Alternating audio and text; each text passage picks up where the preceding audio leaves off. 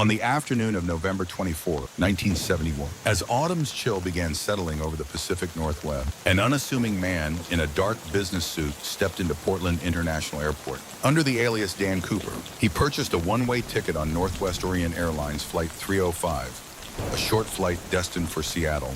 What seemed like an ordinary journey soon spiraled into one of the most audacious crimes in aviation history. In a matter of hours, this mysterious figure would seize control of a Boeing 727, demand a hefty ransom, and vanish into the dark skies of southwestern Washington, leaving behind a trail of questions that continue to haunt investigators, historians, and amateur sleuths alike. Witnesses recalled Cooper as a man of calm determination. He was described as being in his mid-40s, with an olive complexion, dark hair neatly styled, and wearing a black tie that would later become one of the case's most infamous pieces of evidence. His demeanor was polite.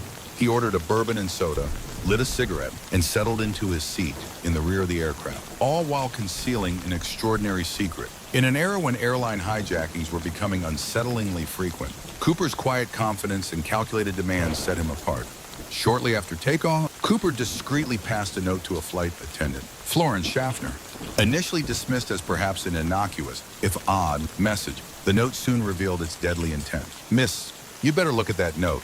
I have a bomb." With those chilling words, the hijacking was set in motion. Cooper's demands were as precise as they were baffling.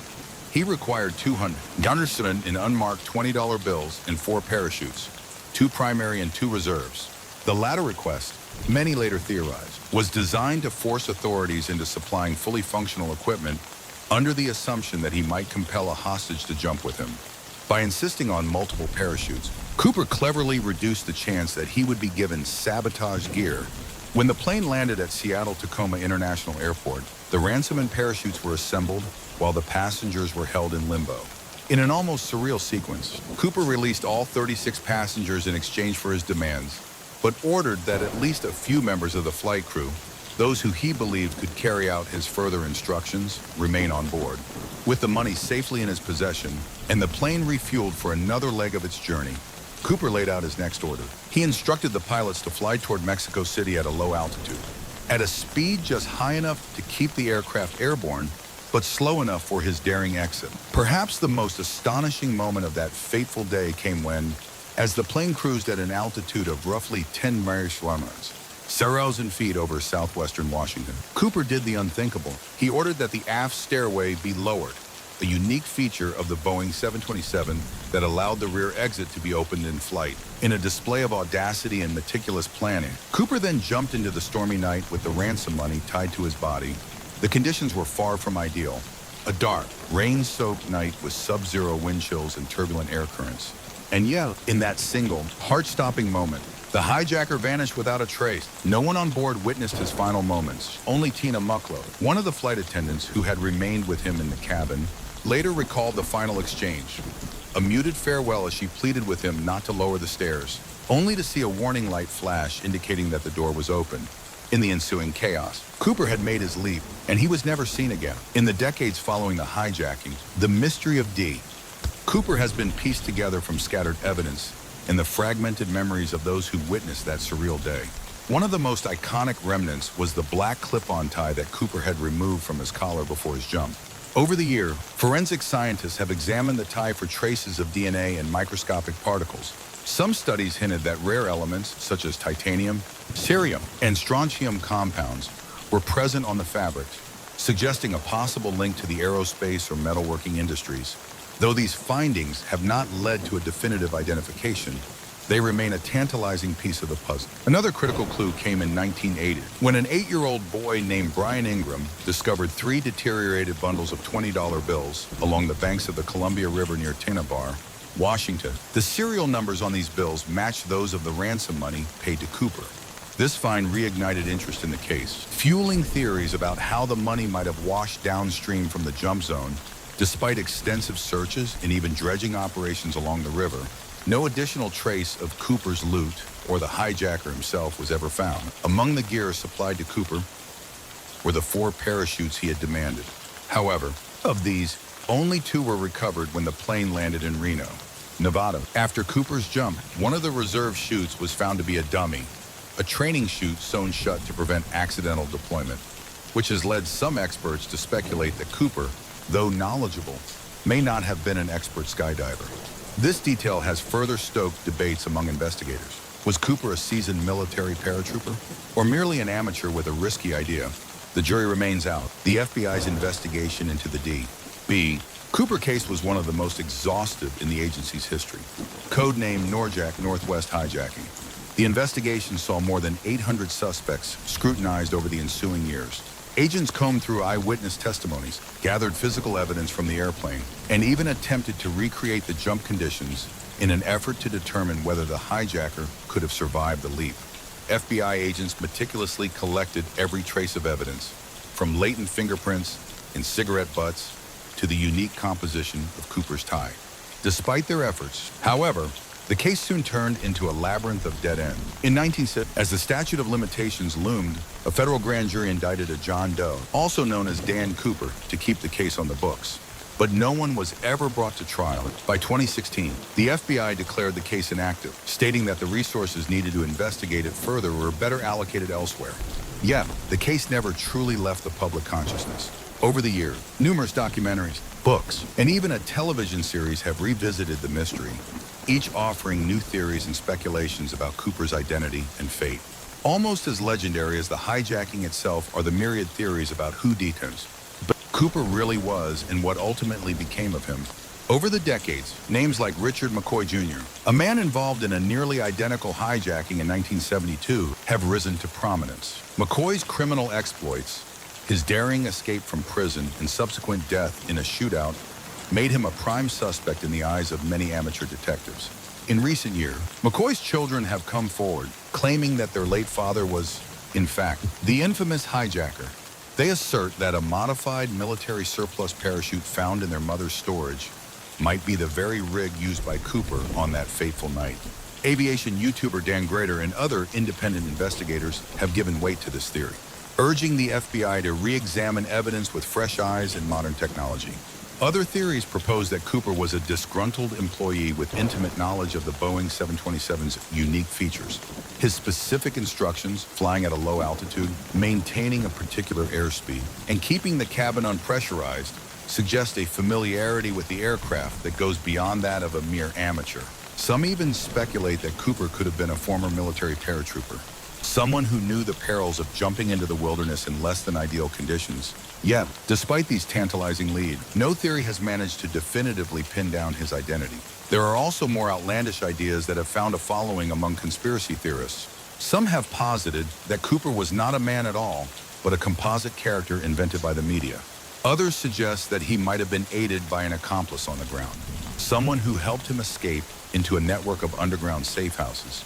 Each theory, while compelling in its own right, leaves as many questions as it answered, regardless of whether Cooper survived his daring leap or perished in the cold, rain-soaked wilderness. His hijacking had a profound impact on aviation security. Before the 1970s, airport security was virtually non-existent, and hijackings were a frequent occurrence. The audacity of Cooper's crime and the fact that he managed to vanish without a trace shocked the nation. In the wake of the hijacking, airlines and regulatory bodies around the world began to overhaul their security measures. Metal detectors were introduced, baggage screening became mandatory, and protocols for handling hijacking situations were standardized. Moreover, the design of certain aircraft was altered in response to the Cooper incident. The Boeing 727, in particular, underwent modifications to prevent the aft stairway from being lowered in flight, a feature that Cooper exploited with terrifying ease. Today, the name Cooper has become synonymous not only with the hijacking itself, but also with the broader evolution of air travel security.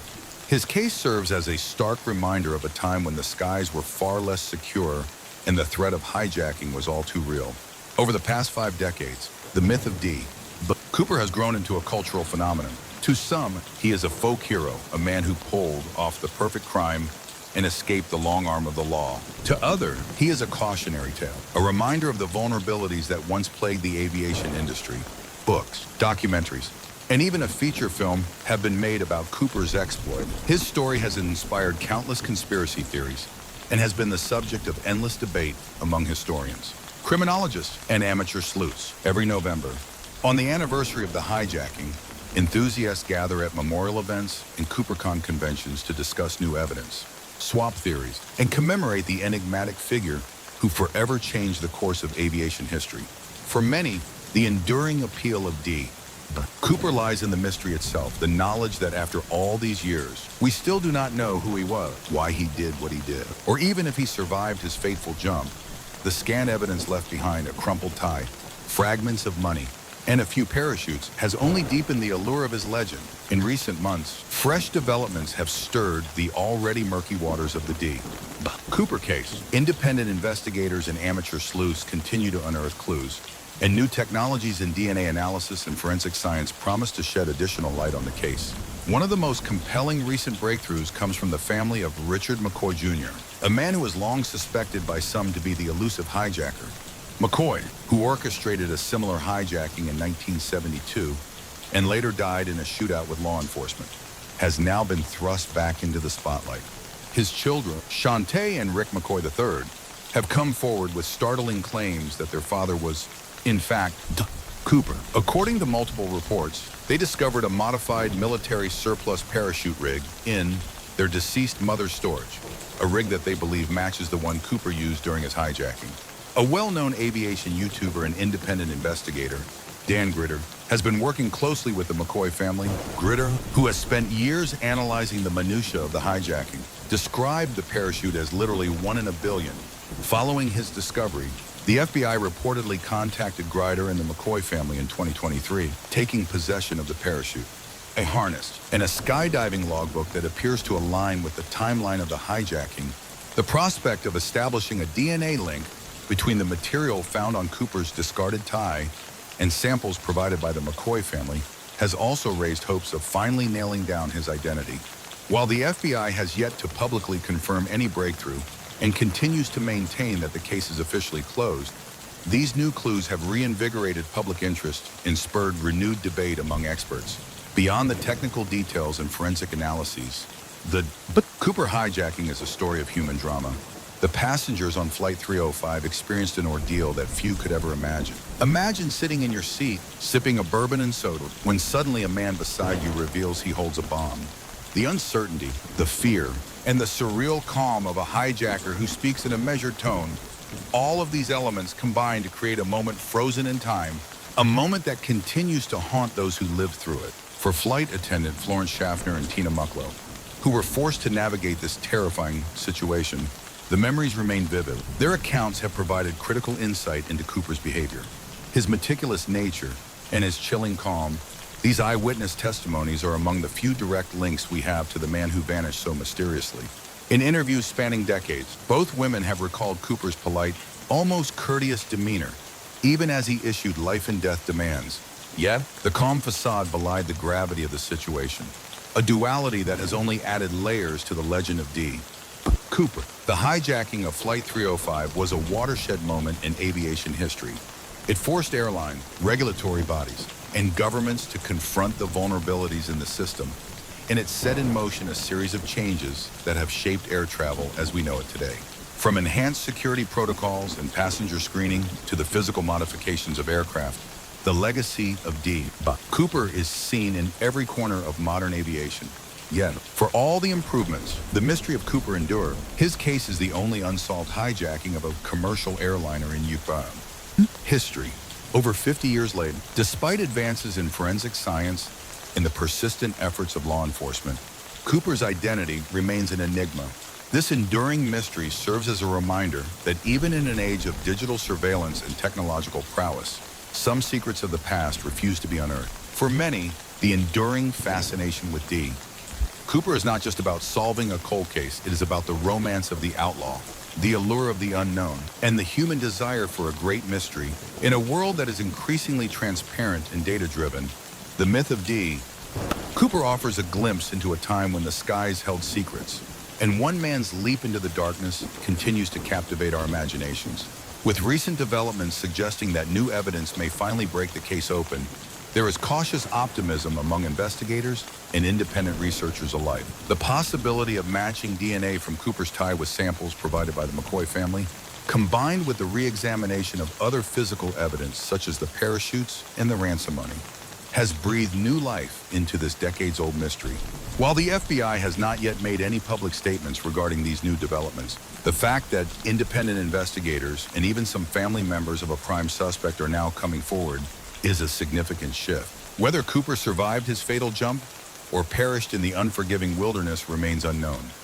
But the renewed investigative efforts offer a glimmer of hope that one day, the truth may finally come to light. For those who have followed the case over the years, every new piece of evidence is a promise that history might yet be rewritten.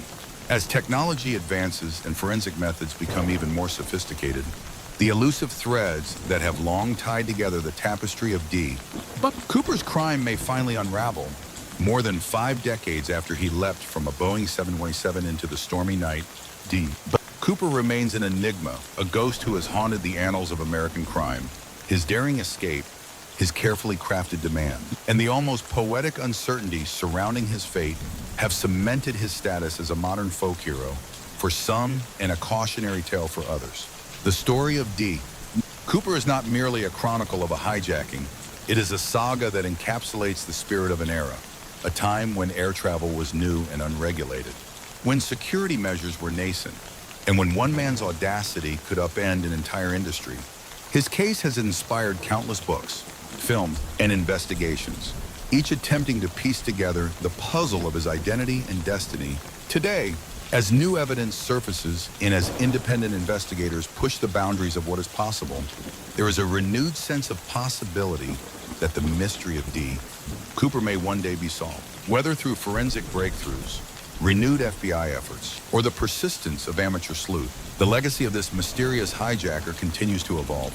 In the end, the legend of D.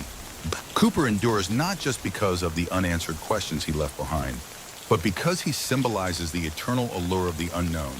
His name has become a byword for mystery and daring, a reminder that sometimes the greatest stories are those that defy resolution, leaving us to wonder, who was he and what happened to him? For now, the case remains open in the hearts and minds of many. Each November, as the anniversary of the hijacking approaches, enthusiasts gather, theories abound, and the question is posed once more, could we finally, after 53 years, unmask the man who vanished into the night? Until that day comes, the sky will keep its secrets, and Cooper's legend will continue to soar above the cloud, an enduring enigma in the annals of American history. At dawn on a cool September morning in New York City, an almost eerie stillness lay over the streets, a deceptive calm that belied the tumult soon to come. The city, usually alive with ambition and energy, was waking to another day, unaware that by the end of it, nothing would ever be the same. High above the concrete canyons and busy intersections, an ominous shadow was gathering that would bring terror to millions and forever alter the course of history. This is the story of that day, the day the sky fell, the day when heroes emerged from the chaos, and the day when a nation was forced to confront its deepest fears while discovering the boundless strength of the human spirit. In the early hours before sunrise, New York City still slumbered beneath a blanket of quiet. In office buildings, apartment complexes, and subway stations, people prepared for work, for school, for life. Yet, high above the city's rooftop, an ominous plan was being set in motion. A plan conceived by a group of terrorists whose hearts were hardened by a twisted ideology. On the morning of September 11th, 2001, the first hints of what would become a nightmare began as a routine schedule unfolded. At precisely 8:06, American Airlines Flight 11, a routine transcontinental flight, was hijacked. In the cockpit, terror replaced calm as the attackers swiftly overpowered the crew and redirected the aircraft. With cold precision, they steered the plane toward one of New York's Twin Towers, a structure that had long symbolized America's might and prosperity. As Flight 11 hurtled toward the North Tower of the World Trade Center, the world seemed to hold its breath. Eyewitnesses would later describe the sudden, violent impact as a scene from a nightmare. Flames, smoke, and chaos erupted in an instant. The mighty tower, once a beacon of economic power, shuddered under the force of the collision. The sound of breaking glass, the screams of people, and the roar of infernos filled the air, etching this moment in the collective memory of the nation. Among those watching in disbelief from nearby windows or in stunned silence on the street. There was a profound, heart-wrenching realization. Lives were being irreversibly changed in the blink of an eye. Inside the towers, chaos reigned. Office workers, many of whom had only moments before been engrossed in routine tasks, found themselves caught in a maelstrom of fire and falling debris. In the confines of high-rise corridors and crowded elevators, panic and sorrow mingled with a desperate hope for survival. Testimonies from survivors spoke of a surreal sequence of events, a cacophony of sound, a blur of motion, and above all, an overwhelming surge of fear as they tried to escape the inferno. For some, the ordeal was a matter of life and death. Yet amid the devastation, there were also acts of incredible humanity. Colleagues helped one another through smoke-filled stairwells. Strangers offered comfort and support, and in the face of unimaginable terror, the bonds of compassion and courage were forged anew. While New York reeled from the unthinkable, another shockwave was released across the nation. At 9:07, American Airlines Flight 77, having been hijacked in a similar manner, was deliberately flown into the Pentagon in Arlington, Virginia. The Pentagon, a symbol of national defense and military power, was not spared from the terrorists' calculated brutality. In that moment, the secure bastion of America's defense was transformed into a scene of destruction, a smoldering ruin that sent ripples of disbelief and anger throughout the country. The Pentagon's assault unfolded with a clinical precision, mirroring the events in New York while eliciting its own unique horror. In the midst of the chaos, military personnel and civilians alike struggled to comprehend the scale of the attack. As fires blazed and debris rained down, those present could only cling to the hope that help would soon arrive. While two of the hijacked flights inflicted direct damage on symbolic landmarks of American power, the story of United Airlines Flight 93 emerged as one of the most compelling narratives of heroism and sacrifice. Unlike the coordinated attacks on New York and Washington, Flight 93's passengers learned of the unfolding tragedy through frantic phone calls. Realizing that their plane was part of a larger plot, these ordinary people made a courageous decision. They would not allow the hijackers to succeed. In a stunning display of collective bravery, the passengers and crew of Flight 93 launched a counterattack. In those final moments, a group of passengers, united by a common resolve, stormed the cockpit in a desperate attempt to reclaim control of the plane. Their struggle, as recounted by survivors, was fraught with tension, adrenaline, and the bitter awareness that their actions might come at a terrible cost. Tragically, the valiant effort ultimately ended in the plane's crash into a field near Shanksville, Pennsylvania. Yet, the legacy of Flight 93 endures as a symbol of extraordinary courage in the face of overwhelming terror, a testament to the human spirit's ability to fight back when every second counts. As news of the attack spread like wildfire, the nation was plunged into a state of collective shock. In New York, scenes of devastation and despair dominated the headlines. Families mourned lost loved ones. Communities struggled to understand the magnitude of the catastrophe. And first responders, firefighters, police officers, and emergency medical personnel braved dangerous conditions to rescue survivors from collapsing buildings and burning rubble. Images of smoldering skyscrapers, chaotic rescue operations, and tear-streaked faces were broadcast around the world, cementing September 11th in the annals of modern tragedy. In the immediate aftermath, the government mobilized an unprecedented response. Emergency operations centers were activated. Search and rescue teams were deployed to the wreckage of the World Trade Center and the Pentagon, and hospitals braced for an influx of the injured. Amid the chaos, a profound sense of unity began to emerge. In memorial services held across the country, citizens from all walks of life came together to honor the lives lost and to support one another in the wake of indescribable grief. This unity was punctuated by moments of spontaneous heroism, ordinary individuals stepping forward to help in extraordinary circumstances. In the days following the attacks, the government was forced to confront the stark reality that the nation was vulnerable to a new kind of enemy, one that struck not on traditional battlefields, but from the sky against the very symbols of modern civilization. President George Bush, speaking to a stunned nation, vowed that the perpetrators would be brought to justice, and a swift and decisive response would follow. The ensuing government actions were as rapid as they were far-reaching. The creation of the Department of Homeland Security marked the beginning of a fundamental overhaul of national security policies. New intelligence agencies were established, surveillance methods were expanded, and a global campaign against terrorism the War on Terror was launched. These changes not only reshaped policy, but also had profound implications for the world at large, redefining international relations and sparking debates over the balance between security and civil liberties. In aviation, the attacks precipitated sweeping reforms. Prior to 9/11, airport security was lax by today's standards. Metal detectors were rare, and the screening of passengers was minimal. In the wake of the hijackings, rigorous security protocols became the norm. The introduction of comprehensive screening procedures, fortified cockpit doors, and enhanced baggage checks transformed air travel into a highly regulated and scrutinized process, one that continues to evolve in response to new threats. Among the most enduring aspects of the 9/11 tragedy are the personal stories of those who lived through it. Survivors, first responders, and ordinary citizens have, over the year, recounted their experiences with a mixture of pain, pride, and hope. Their testimonies not only provide a window into the horror of that day, but also reveal the extraordinary resilience of the human spirit.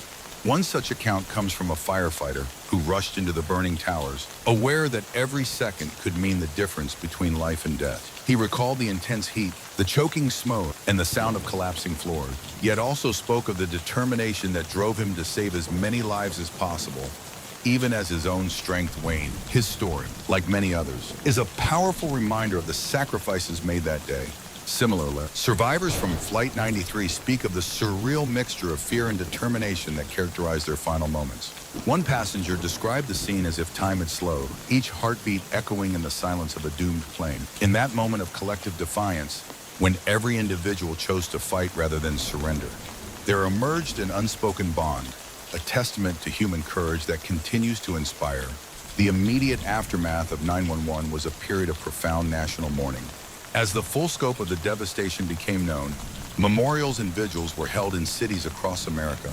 In New York, the sight of the burning towers was seared into the public consciousness, an indelible image of loss and sorrow. Yet, in the midst of grief, there was also a palpable sense of resolve, a determination to rebuild, to honor the memory of the fallen, and to ensure that such an atrocity would never happen again. Across the globe, nations expressed solidarity with the United States. Flags flew at half-mast, and international leaders joined in condemning the acts of terror that had shaken the very foundations of the free world. In this shared grief, a new spirit of international cooperation began to take shape, a willingness to confront terrorism on a global scale. Over the year, the impact of 9/11 has continued to reverberate in countless ways.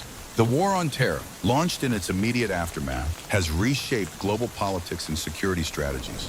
While it has led to successes in dismantling terrorist networks, it has also sparked controversies and debates about the cost of freedom in an age of perpetual vigilance. In aviation, the legacy of 911 is evident in the security measures that govern every flight. From the use of advanced screening technology to the design of safer aircraft, the industry has evolved dramatically in response to that fateful day. Yet, amid these changes, there remains a collective memory of vulnerability, a reminder that the skies, once seen as boundless and free, are now carefully policed realms. For many, the story of 911 is not just a chronicle of tragedy and loss, but also one of resilience and hope. It is a testament to the strength of a nation that rose from the ashes of despair to rebuild and redefine itself. The heroism of first responders, the solidarity of communities, and the unwavering determination to prevent future tragedies are all part of a legacy that continues to inspire. As we look back on September 11, 2001, we are confronted with a mosaic of emotions. Grief for those we lost, anger at the senseless acts of terror, and hope that out of the darkness, humanity can emerge stronger. The events of that day, though shrouded in chaos and tragedy, also revealed the indomitable spirit of ordinary people who found within themselves an extraordinary capacity for courage. In the quiet moments of remembrance, one can almost hear the echo of that day, the distant rumble of collapsing structures, the cries of survivors, and the steady, resolute footsteps of those who rushed to help. These sounds, intermingled with the silent, reflective tears of a nation in mourning, form the soundtrack of 911, a day that will forever live in our collective memory. Today, more than 5 decades have passed since the sky fell over America. While the physical scars of that day have faded, the emotional impact remains. The families of victims continue to honor their loved ones, and communities have built memorials to ensure that the sacrifices made are never forgotten. Each year, on the anniversary of the attack, millions pause to remember the tragedy, to reflect on the cost of freedom, and to renew their commitment to a world free from terror. At the same time, the events of 9/11 have spurred ongoing debates about the balance between security and liberty. In the quest to prevent another tragedy, governments have implemented measures that sometimes challenge civil liberties and spark controversy. Yet, in these discussions, the memory of that day serves as a reminder of why such measures were deemed necessary, even as we strive to ensure that the price of security does not erode the very freedoms it aims to protect. In retelling the story of 9/11, we weave together threads of sorrow and hope, terror and triumph. It is a narrative that unfolds like a film, a sequence of poignant scenes that capture the human drama at the heart of the tragedy. From the harrowing moments in the towers to the heroic actions on Flight 93, each chapter of that day is imbued with a sense of urgency and a deep, abiding humanity. The cinematic quality of this narrative lies in its attention to detail. The crisp morning air of New York before the chaos, the explosive impact that shattered glass and hope in an instant, the determined faces of first responders braving insurmountable odds, and the quiet, almost sacred moments of reflection in the aftermath. It is a story that demands to be told, not as a series of isolated events, but as a tapestry of human experience that speaks to our shared vulnerability and our boundless capacity for resilience. Ultimately, the story of September 11, 2001, is not solely about the destruction wrought by those who sought to instill fear. It is about the response of a nation and of individuals when confronted with the unimaginable. It is a story that challenges us to ask ourselves, in the face of terror, who are we? And what do we choose to become? For many, the answer lies in the quiet acts of heroism, the firefighter who rushed into burning rubble, the stranger who offered comfort to a grieving neighbor, the passengers of Flight 93 who chose to fight back against certain death. These acts, small in isolation yet monumental in their collective impact, define the best of humanity. They remind us that even on the darkest days, hope can be kindled, courage can prevail, and the human spirit can soar above the clouds of despair. As the sun sets on the anniversary of that fateful day, we are left with an enduring legacy, a legacy of sacrifice, unity, and transformation. The memory of 9/11 continues to inform our understanding of security, our commitment to justice, and our belief in the power of community. It is a legacy that, while born from tragedy, is also a celebration of the resilience and determination that define us. Though the wounds of that day may never fully heal, they serve as a constant reminder of the value of life, the importance of unity, and the unyielding strength of the human heart. In remembering the victims, the heroes, and even the villains of that day, we honor the truth that while terror may strike at any moment, hope and the courage to rise again will always prevail. For those who seek solace in the quiet moments of reflection, the story of 9/11 offers not only a chronicle of pain, but also a testament to the transformative power of resilience. It is a story that, even as it recounts the darkest hours of our modern history, ultimately shines a light on the human capacity to find hope amidst despair. A hope that, like the sunrise over New York, promises a new day after every long night. At dawn on an unassuming autumn morning in 1990, the city of Xiamen awoke to its routine rhythm. The gentle hum of early traffic and the salty tang of the sea mingled with the promise of a new day. Beneath this ordinary veneer, however, destiny was quietly setting the stage for an event that would shake the nation. A brazen act of terror that would forever alter the landscape of aviation security in China. On that fateful day, Xiamen Airlines Flight 8301 was scheduled for a short domestic trip. Passengers filled the cabin with a mix of business travelers, families, and individuals on routine journeys. The aircraft, a sleek modern jet painted in the airline's characteristic blue and white, prepared for takeoff from Xiamen Gaoki International Airport. In the minutes before departure, the terminal buzzed with conversations, laughter, and the sounds of boarding announcements. No one could have foreseen that within an hour. The tranquility of this routine flight would be shattered by an act of audacity. Unbeknownst to everyone, a solitary man, blending in with the crowd, had already taken his seat toward the rear of the aircraft. Dressed in a modest, dark jacket and an expression that masked an inner resolve, he carried an air of quiet determination. For him, that day would not be like any other. Under the alias Leeway, a name he chose deliberately for its anonymity, he had meticulously planned every detail of his assault on the skies. Shortly after the plane lifted off and began its ascent into the clear blue sky, the calm inside the cabin was abruptly disturbed. as passengers settled into their seats and conversations resumed in low murmurs.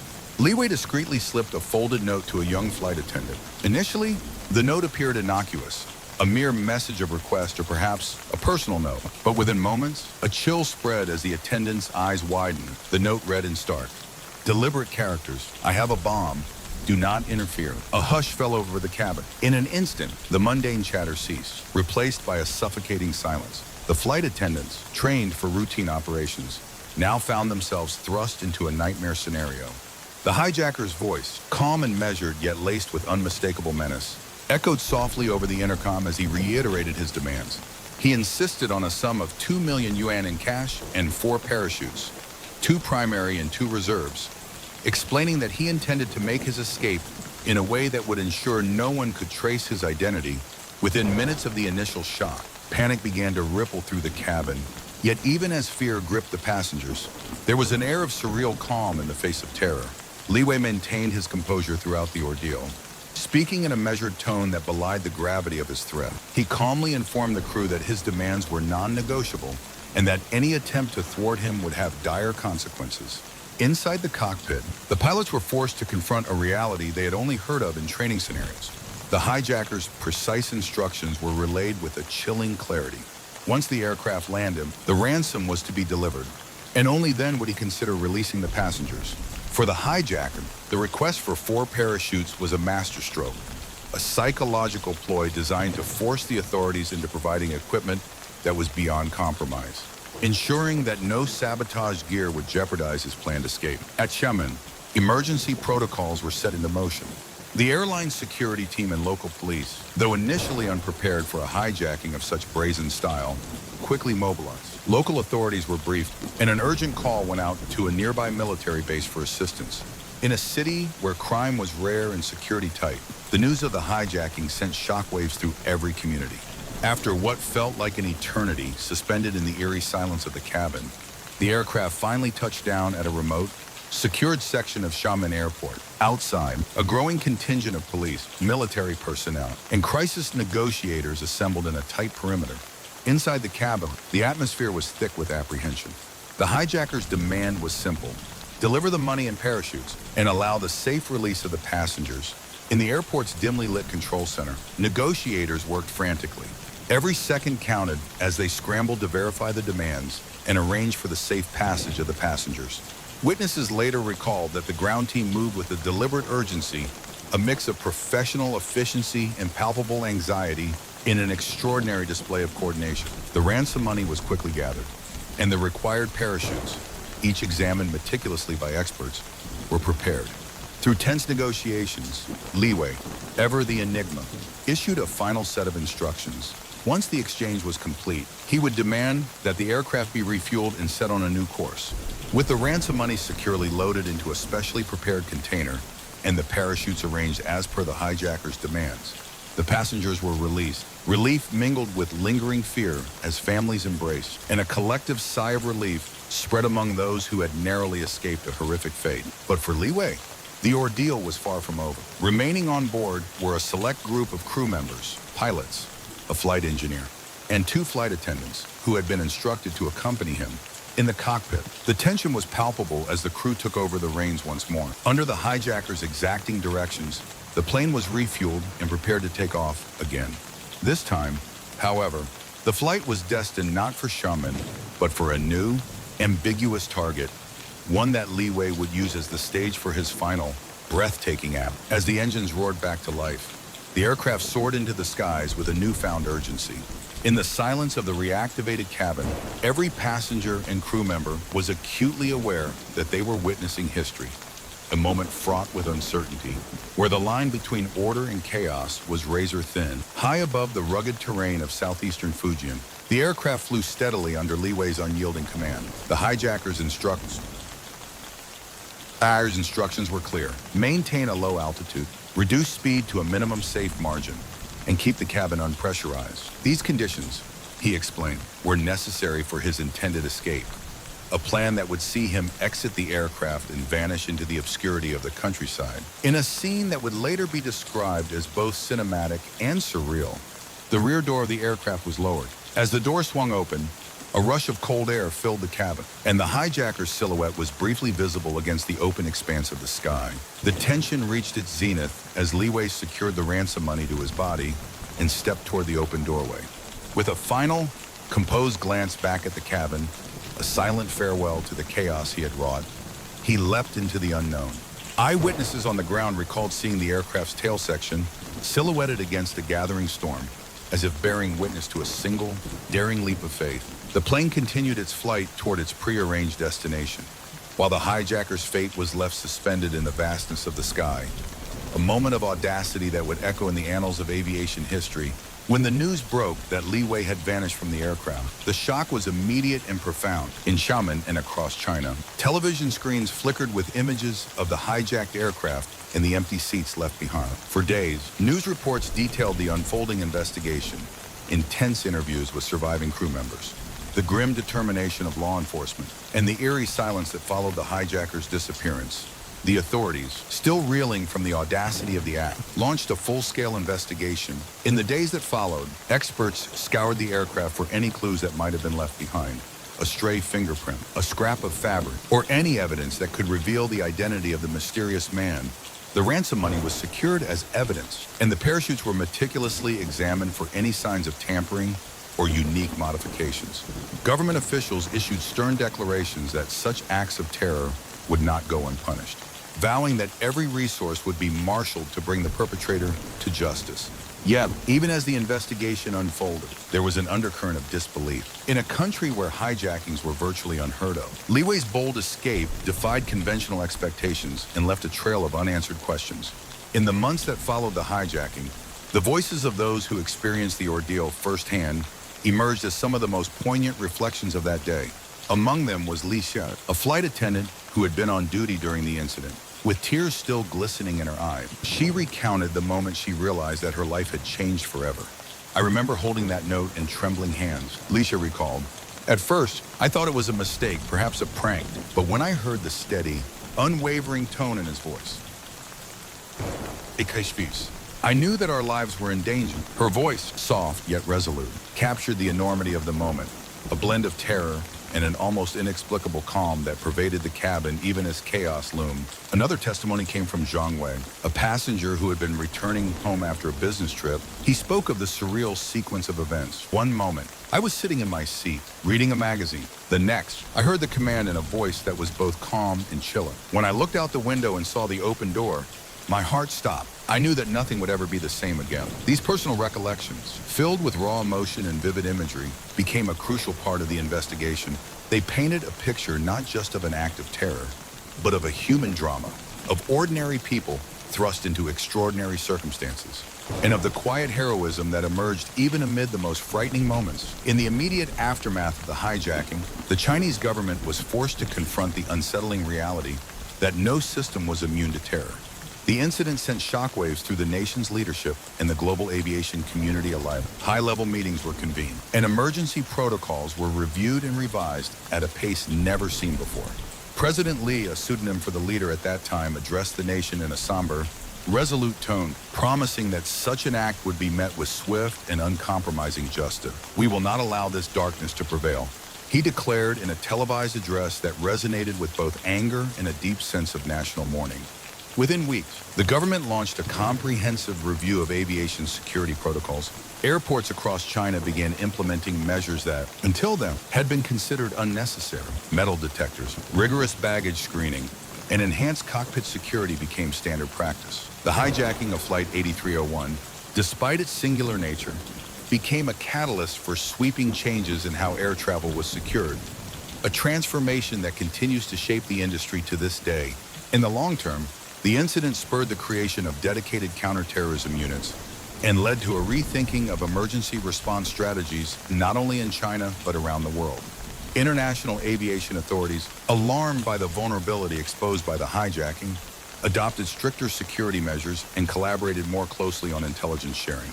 The legacy of Flight 8301, in many ways, etched into the fabric of modern air travel, a constant reminder that vigilance and adaptation are the keys to preventing future tragedies. Beyond the immediate operational changes, the hijacking of Xiamen Airlines Flight 8301 left an indelible mark on the collective consciousness of a nation. For many Chinese citizens, the event was not merely an isolated act of terror, it was a profound rupture in the fabric of everyday life. Families gathered in silence, communities mourned collectively, and the sense of invulnerability that once characterized modern air travel was irrevocably shattered. In the years that followed, memorials were erected to honor the bravery of those who had risked their lives that day. Documentary, film, and books recounted the story of Flight 8301, each interpretation adding layers to the mystery and the memory. For some, the hijacking became a symbol of resistance, a reminder that even in the face of terror, the human spirit could endure, persevere, and ultimately triumph over fear. One poignant example came from a retired pilot who had been on board during the hijacking. Now in his later years, he recalled with quiet pride the moments when, against all odds, his fellow crew members and passengers had united in a display of calm heroism. It was as if, in that crucible of fear, we discovered a strength we never knew we possessed, he said, his voice thick with emotion. In the midst of terror, there was a spark of hope, a belief that we would see the light of day again. The Xiamen Airlines Flight 8301 hijacking of 1990 is a chapter in history that continues to be studied by experts, not only for its operational lessons, but for its profound human implications. The incident compelled authorities to re-examine everything from the design of aircraft to the protocols for dealing with hostage situations. It underscored the need for constant vigilance and the importance of an adaptive security system capable of responding to unforeseen threats. For survivors and the families of those affected, the hijacking left scars that would take years to heal. Yet, in the face of overwhelming adversity, there emerged a narrative of resilience, a testament to the enduring strength of the human spirit. Community support groups were formed, memorial services were held annually, and a culture of remembrance took root in the hearts of those who had lived through that dark day. The long-term impact of the hijacking also extended into the realm of counterterrorism. The strategies developed in its wake laid the groundwork for more robust and coordinated responses to future incidents. International cooperation in aviation security deepened as nations realized that terror knew no borders. While the incident itself was confined to one domestic flight, its reverberations were felt across the globe, prompting a reimagining of how security would be managed in the 21st century. In retelling the story of Xiamen Airlines Flight 8301, one cannot help but feel that the event is etched in cinematic detail, a sequence of vivid images and sounds that echo in the mind long after the day has passed. The roar of the engines, the hushed whispers of frightened passengers, the determined faces of rescue workers, and the solemn, unwavering gaze of a nation in mourning all come together to create a tapestry of human experience that is as heartbreaking as it is inspiring. For those who revisit the tale, the narrative is more than a historical account. It is a living memory. It reminds us that in the midst of chaos, there are always moments of quiet heroism, that even when terror strikes, the bonds of community and the courage of the individual can light the way toward recovery. It is a story of transformation, a story that speaks to the profound ways in which tragedy can catalyze change, both on a personal level and across entire societies. As the years have passed since that fateful day in 1990, the hijacking of Xiamen Airlines Flight 8301 remains a subject of intense reflection and debate. Historians pore over archival footage, investigators revisit old records, and survivors share their recollections with a mixture of sorrow and gratitude. What stands out most, however, is the resilience that emerged from the darkness. A resilience that continues to inspire and shape the collective identity of a nation. The story of Flight 8301 forces us to confront our deepest vulnerabilities, the fragility of life in the modern world, the unpredictability of terror, and the sometimes overwhelming challenge of safeguarding our freedoms. Yet, it also serves as a reminder that in every crisis lies the potential for renewal. From the ruins of that terrifying day, new systems were built, new alliances forged, and a renewed commitment to protecting human life was established. In the years since the hijacking, China has undergone a remarkable transformation. The scars of that day, though never fully healed, have given way to a determined pursuit of progress and reform. Today, airports are bastions of security. Sophisticated surveillance systems monitor every corridor, and the lessons learned from Flight 8301 continue to inform policies designed to thwart future attacks. Yet, for many, the memory of that day remains a poignant reminder of the price of inattention and the importance of vigilance. The survivors of the hijacking, now in the later chapters of their lives, often speak of that day not just in terms of loss, but as a turning point, a moment when they witnessed firsthand the strength of the human heart. They remember the bravery of the flight crew who risked everything to protect their passengers, the solidarity of strangers united in fear and hope, and the enduring belief that even in the darkest times, there is always a flicker of light. As dusk settles over the horizon on another quiet day in Xiamen, the echoes of that dramatic morning in 1990 still resonate. The story of Xiamen Airlines Flight 8301 is one that transcends time. A narrative woven from threads of terror, courage, and hope. It is a story that compels us to remember not only the tragedy and loss, but also the unwavering resilience of the human spirit. In recounting the events of that day, we are reminded that history is not merely a collection of dates and facts. It is a living, breathing chronicle of human experience, a tapestry of moments that define who we are, how we respond to adversity, and how we strive to build a better future out of the ruins of the past. For every passenger who boarded Flight 8301 that morning, for every member of the crew who braved the unimaginable, and for every person who later dedicated their life to ensuring such an atrocity would never be repeated, the memory of that day remains an enduring beacon of both sorrow and hope. It is a reminder that even when the sky trembles with the force of human malice, it is the quiet acts of courage, the bonds of shared humanity, and the relentless pursuit of justice that ultimately light the way forward. In the end, the hijacking of Xiamen Airlines Flight 8301 is more than an isolated event. It is a chapter in the ongoing story of a nation determined to learn from its darkest hours. It is a tale of tragedy and transformation, of a people who refuse to succumb to fear, and of the extraordinary capacity of the human heart to rise above despair. And though the man who orchestrated the hijacking may have vanished into the annals of history, the legacy of that day lives on in every enhanced security measure, every act of heroism, and every quiet moment of remembrance. A legacy that reminds us that even in the face of terror, hope, resilience, and the unyielding spirit of humanity will always prevail. On the cold morning of December 24, 1999, a chill wind swept through Kathmandu, Nepal, as the city prepared to celebrate Christmas Eve in its own quiet way. In the bustling Tribhuvan International Airport, passengers gathered for a routine flight, a journey that promised to connect Kathmandu with New Delhi, the heart of India. Among them was a mix of business travelers, families, and individuals eager to reunite with loved ones. Yet, hidden behind the ordinary excitement, was an undercurrent of uncertainty that none could foresee. In a crowded terminal, as the chatter and excitement mingled with the soft hum of airport announcements, one man sat quietly in the waiting area.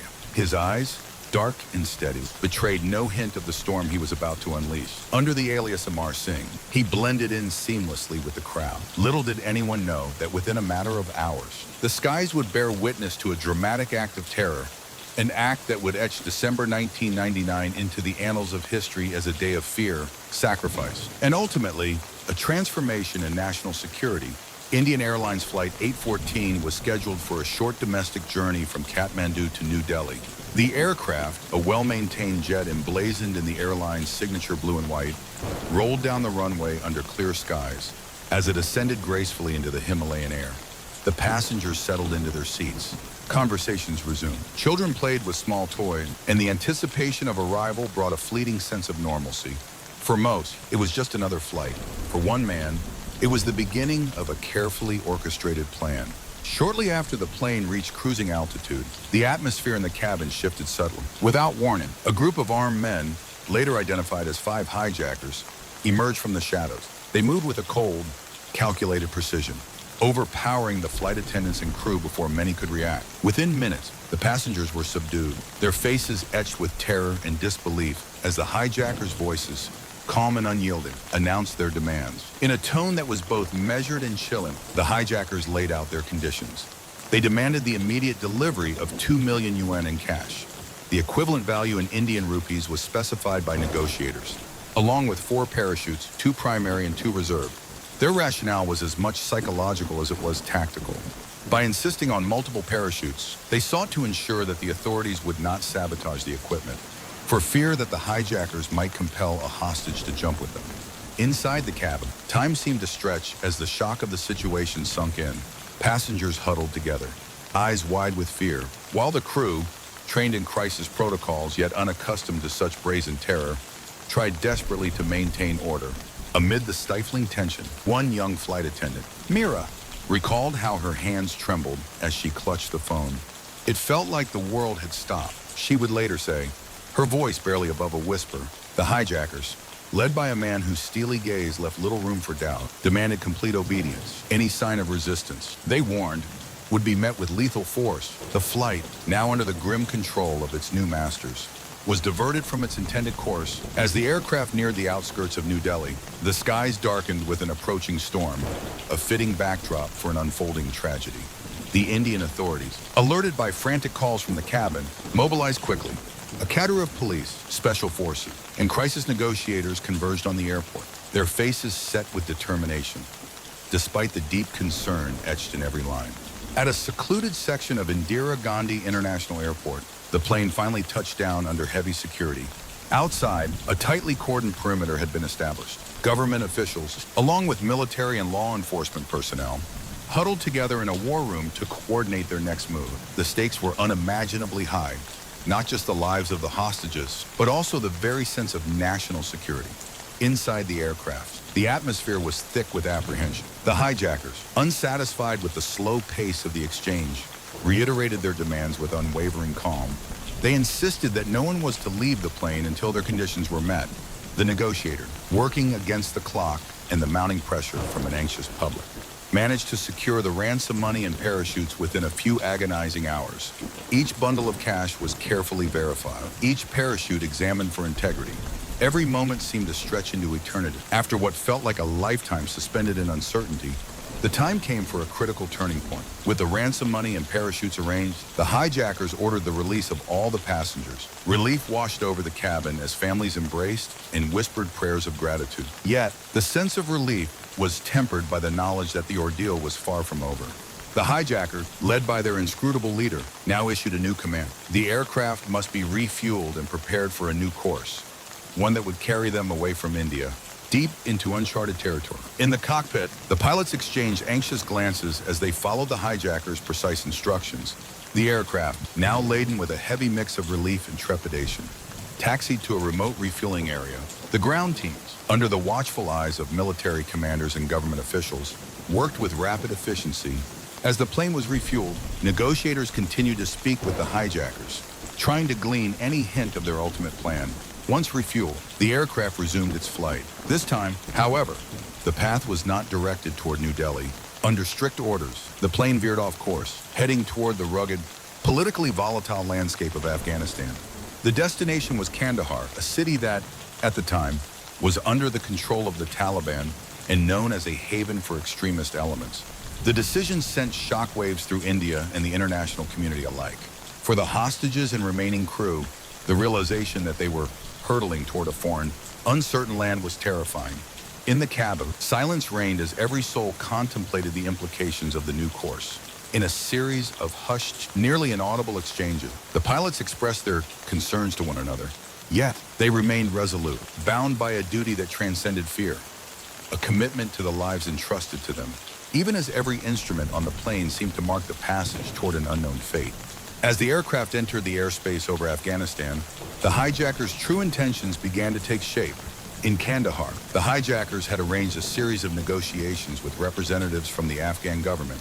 Their demands were not limited to cash and parachutes. They insisted on the release of several high-profile terrorists detained in India, a request that sent ripples of indignation and disbelief through the corridors of power in New Delhi. Inside the Kandahar airfield, the scene was one of surreal calm mixed with tense urgency.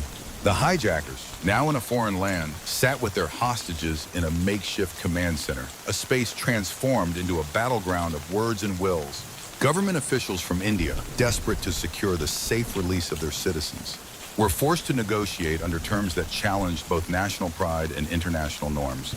The hours turned into days as negotiations dragged on, punctuated by moments of heated debate, prolonged silence, and the quiet determination of those who refused to let terror dictate their fate. In the days that followed, the ordeal became a crucible in which the true nature of humanity was laid bare. Among the hostages was a young school teacher named Anjali, whose calm courage in the face of unspeakable terror would later become emblematic of the incident's enduring legacy. In a rare, recorded conversation that surfaced years later, Anjali recalled the moment when she realized the gravity of the situation. We were all so frightened, but there was this strange, almost silent understanding among us that we had to remain hopeful. Every whispered word, every gentle reassurance was a defiant act against the darkness that threatened to overwhelm us. Another hostage, Ravi, a middle-aged businessman with a gentle smile, recounted how, during the long hours of captivity, he found solace in sharing stories with his fellow passengers. In that enforced silence, we discovered a camaraderie that we never expected. We clung to every scrap of hope, every promise that tomorrow might bring an end to the nightmare. He said, their voices, quiet yet resolute, became the heartbeat of that dark period, a testament to the enduring spirit of those caught in the maelstrom of terror. As international pressure mounted and the stakes grew ever higher, the Afghan authorities, under considerable external pressure, eventually agreed to the hijackers' demands.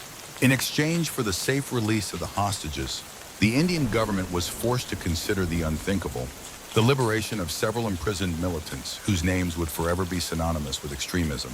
The decision, controversial and fraught with political peril, marked a turning point in the crisis.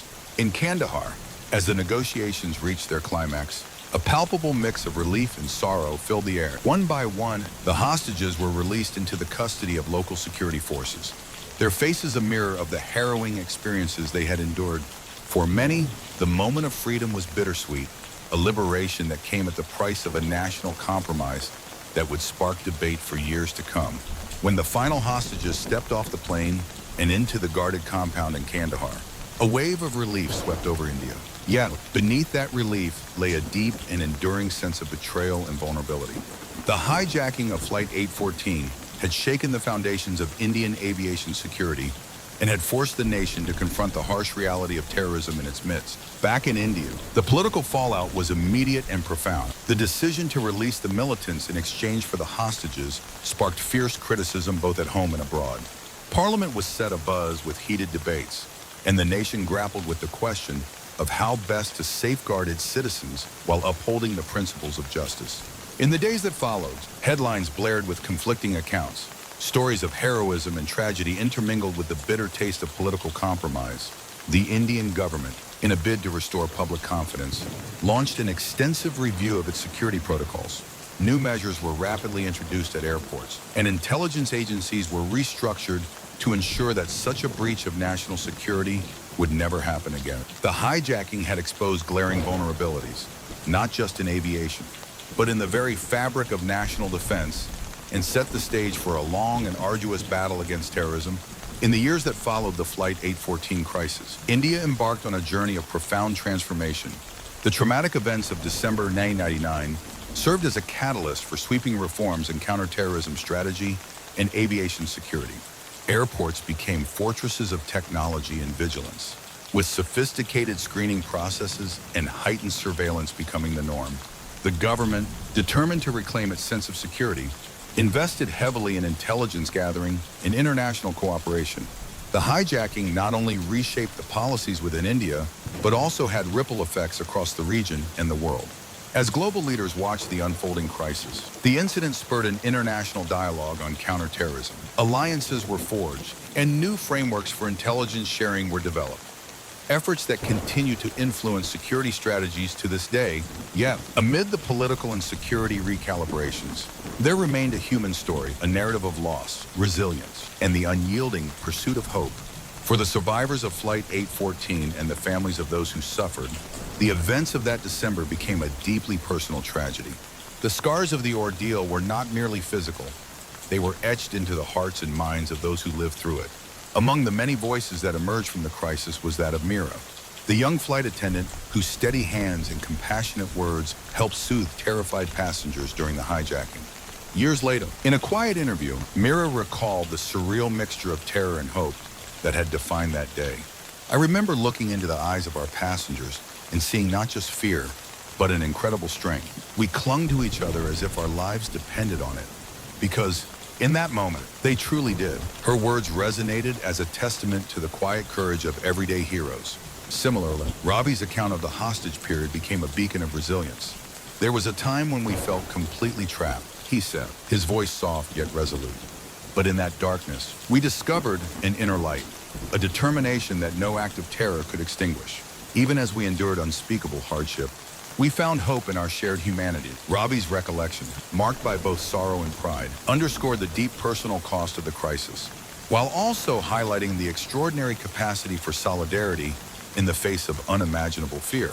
The release of the hostages in Kandahar came at a steep political price. In India, the decision to free imprisoned militants in exchange for human lives became a rallying cry for critics who argued that the government had compromised national security for momentary relief. Protests erupted in major cities, and political leaders were forced to defend a policy that, while saving lives in the short term, cast a long shadow over India's struggle against terrorism. For many citizens, the Flight 814 incident was a moment of painful introspection, a day when the illusion of invulnerability was shattered, and the nation was compelled to face its own limitations. Yeah, even as public anger simmered, there was also a spirit of resolve. In the weeks and months following the crisis, communities came together in acts of solidarity.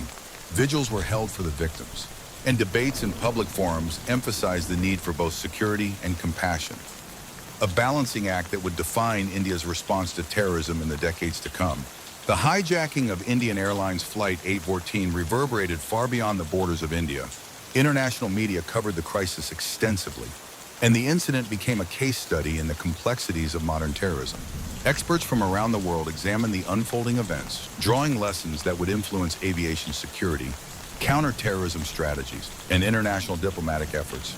In airports around the globe, the legacy of Flight 814 is evident in the rigorous security protocols that now seem commonplace. The events of that December forced governments to rethink how they approach threats from non-state actors, an approach that has continued to evolve in response to the ever-changing landscape of global terrorism. The incident remains a stark reminder that in a world of rapid technological advancement, even the most sophisticated security systems must constantly adapt to meet new challenges. Over time, the story of Flight 814 has grown into a cultural phenomenon, a narrative that is recounted in hushed tones in family homes, debated in academic circles, and immortalized in films and documentaries. For many, the hijacking is not simply a historical event. It is a symbol of vulnerability and resilience, of a nation that was forced to confront its deepest fears and emerge transformed. In art and literature, Flight 814 has been portrayed as a dramatic struggle between order and chaos, a testament to the human capacity for both destruction and renewal. The faces of the survivors, the heroic gestures of the crew, and the raw emotions captured in eyewitness accounts continue to inspire creative interpretations. Memorials have been erected in honor of those who suffered, and annual commemorations serve as both a tribute to the victims and a celebration of the indomitable spirit that helped the nation heal. As we reflect on the events of December 1999, the story of Indian Airlines Flight 814 emerges as a powerful narrative of tragedy, courage, and transformation. It is a day when the fabric of everyday life was torn asunder by an act of terror, a day that forced a nation to grapple with the profound realities of vulnerability and the price of freedom. For the survivors, the hijacking remains a deeply personal memory, a chapter of their lives marked by fear, loss, and ultimately, the strength to rebuild. For a nation still coming to terms with the compromises it was forced to make, Flight 814 is a reminder of the delicate balance between security and liberty, between justice and survival. The legacy of that day is complex and enduring. It is etched into the policies that govern air travel, the counterterrorism strategies that safeguard nations, and the hearts of those who witnessed history unfold before their eyes. It is a legacy that compels us to ask difficult questions. How do we protect our citizens without compromising our value? What sacrifices are we willing to make in the name of security? And in the face of terror, how do we find the courage to hope? In the aftermath of the hijacking, India embarked on a long and arduous journey toward healing, a journey marked by both sorrow and the gradual rekindling of hope. Families of those who were taken hostage struggled with the dual burden of grief and the need for closure. Community, though shaken, began to rebuild their sense of security, finding solace in the unity that emerged from shared tragedy. For many, the memory of Flight 814 has become a catalyst for change, a driving force behind improvements in aviation security and a renewed commitment to counterterrorism. Government officials, haunted by the compromises that marked the crisis, vowed to learn from the past. New policies were introduced, and international collaborations were forged, ensuring that the lessons of that fateful day would not be forgotten. In classrooms and community centers across India, educators and activists used the story of Flight 814 as a powerful reminder of the costs of inaction and the value of resilience. Memorial services are held on anniversaries, not merely to mourn, but to celebrate the courage that allowed ordinary people to rise above terror and reclaim their dignity. The narrative of Flight 814 unfolds like a film, a series of interconnected scenes that capture the full spectrum of human emotion, from the initial shock in the cabin to the long, tense hours of negotiation in a distant, foreign land. Every moment is imbued with a sense of urgency and profound humanity. The cold, calculated actions of the hijackers stand in stark contrast to the quiet heroism of the hostages and the relentless determination of the rescuers. In this cinematic tapestry, the faces of the survivors are etched with lines of sorrow and strength, each one a living testament to the resilience of the human spirit. The voices of the first responders, the police officers, the soldiers, the medics, ring out as an anthem of duty and sacrifice. Their story, often recounted in hushed tones and with a mixture of pride and heartbreak, remind us that even in our darkest moment, there are those who risk everything to protect and serve. As dusk falls over the modern skylines of India, the echoes of that fateful December day still reverberate. The hijacking of Indian Airlines Flight 814 is not simply a relic of a troubled past. It is a living memory that continues to inform the present and shape the future. It stands as a stark reminder that terror, however devastating, can also be a crucible for transformation. In every new security measure, in every international collaboration against terrorism, there lies a trace of the lessons learned on that cold winter day. The story of Flight 814 is woven into the fabric of a nation's identity, a testament to the enduring power of hope, resilience, and the human will to overcome even the most harrowing challenges. For those who live through the crisis, for the families who continue to seek answer, and for a nation determined to rise above fear, the legacy of Flight 814 endures. It is a legacy of pain and loss, yeah, but also one of redemption and renewal, a reminder that even when shadows cross the skies, the light of human courage will always find a way to break through.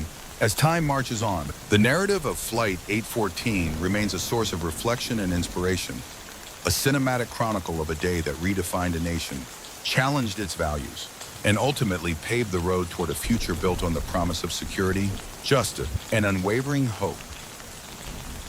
On a crisp autumn morning in 2007, the city of Istanbul stirred awake beneath a sky that promised another ordinary day. Along the bustling corridors of Ataturk Airport, passengers hurried to catch flights bound for destinations across Turkey and beyond. Amid the routine bustle, one Atlas jet flight was preparing to take off, a flight that, by all appearances, was destined for another uneventful journey. But beneath the calm veneer, a plan was unfolding that would soon shake the very foundations of Turkish aviation. As the Atlas jet aircraft taxied along the runway, the energy in the terminal was a mixture of anticipation and everyday monotony. Business travelers exchanged polite greetings, families embraced before parting ways, and the hum of engines mingled with announcements echoing through the halls. In one corner of the crowded departure lounge, a man known only as Murat sat quietly. His attire was unremarkable, a dark jacket, a plain shirt, and slacks that blended into the mosaic of travelers. Yet, behind his measured gaze lay a determination that would soon cast a long, ominous shadow over the day. By 08:30, Atlas Jet Flight 237 had boarded nearly all of its scheduled passengers. Murat, concealing his true intentions beneath a calm exterior, took his seat toward the rear of the cabin. No one could have guessed that within minutes of liftoff, this seemingly nondescript traveler would initiate an act of terror that would be etched into the annals of aviation history. As the aircraft ascended into the brilliant Turkish sky, the cabin settled into a temporary lull. Conversations resumed, magazines were read, and the monotony of routine travel reigned. Then, without warning, the tranquility was shattered. Murat discreetly handed a folded note to a young flight attendant. Aisha. At first, she assumed it was a simple request, a misplaced message perhaps. But as she unfolded the paper, her eyes widened in disbelief. In bold, unyielding script, the note declared, "I have a bomb. Do not try to stop me." A heavy silence fell over the cabin. For a moment, time seemed to suspend itself. Passengers exchanged anxious glances, and the murmur of conversation died away, replaced by a deep, palpable fear. Aisha's hands trembled as she clutched the note, her heart pounding in her ears. Murat's voice, low and controlled, resonated throughout the cabin as he calmly announced his demand. In a tone that was both authoritative and chilling, he instructed the crew, "I want 2 million Turkish lira in cash and 4 parachutes. I will not hesitate to use this bomb if you do not comply." The hijacker's words sent shockwaves through the flight. Within minutes, the crew, still in disbelief, relayed the situation to the cockpit. The pilots exchanged grim looks as they realized that this was no ordinary disruption, but an orchestrated act of terror. The hijacker's demands were as precise as they were audacious. By insisting on 4 parachutes, 2 primary and 2 reserves, he ensured that the authorities would be forced to provide equipment that was beyond tampering. His logic was ruthless. If the hijackers might force a hostage to jump with them, no one would dare supply sabotage gear. Within a short span, the Atlas jet's journey took an unexpected detour. As the aircraft continued its ascent, the pilots were forced to divert their course. Soon, the once routine flight was on a collision course with a fate unknown. The authorities, alerted by frantic communications from the cockpit, began mobilizing. Security personnel, police, and crisis negotiators converged on Ataturk Airport, where the plane was directed to land on a secluded, secure tarmac away from the main terminal. When the aircraft touched down, the atmosphere on the tarmac was thick with tension. Under the watchful eyes of uniformed officers and military personnel, the passengers were herded out of the plane and into a temporary holding area. Relief mingled with fear as families clung together, each person silently praying for a safe resolution. Inside the aircraft, Murat and a small cadre of crew members remained. The pilot, a flight engineer, and 2 other flight attendants, bound by orders and the haunting uncertainty of what would come next. In an austere, dimly lit room set up as a negotiation center, high-ranking officials from the Turkish government and representatives from the airline huddled around a table. Every minute was fraught with urgency. The authorities had managed to secure the ransom money, carefully counting each bill, and 4 parachutes were presented, each meticulously inspected by experts. The hijackers' demand for cash was met with a mixture of anxiety and resolute professionalism. As negotiators strove to maintain a dialogue that might avert further bloodshed, during these tense hours, Aisha, the young flight attendant, recalled the surreal nature of the ordeal. It was as if the world had slowed down. She later told investigators, "Every sound, every breath was magnified by fear, yet in that silence, I could sense that there was a strange calm in the chaos, a hope that perhaps, somehow, we would all make it through." Once the ransom and parachutes were arranged, the hijacker's conditions took a new turn. He issued a final command. The aircraft must be refueled and then take off again. With the hostages now safely released, Murat and the remaining crew were instructed to remain on board. The pilots, with heavy hearts and trembling hands, prepared the plane for its second takeoff. This wasn't a mere act of desperation. It was a calculated move designed to allow the hijacker to execute his escape plan away from the prying eyes of the authorities. The engines roared to life once more as the aircraft departed from the tarmac. Inside the cabin, a heavy stillness reigned. Every passenger was acutely aware that they were witnessing a live unfolding of events that defied ordinary explanation. In the cockpit, the pilots followed a strict flight plan outlined by Murat. Maintain a low altitude, reduce speed to the bare minimum required for safe flight, and keep the cabin unpressurized. These conditions were not arbitrary. They were essential for what was to come.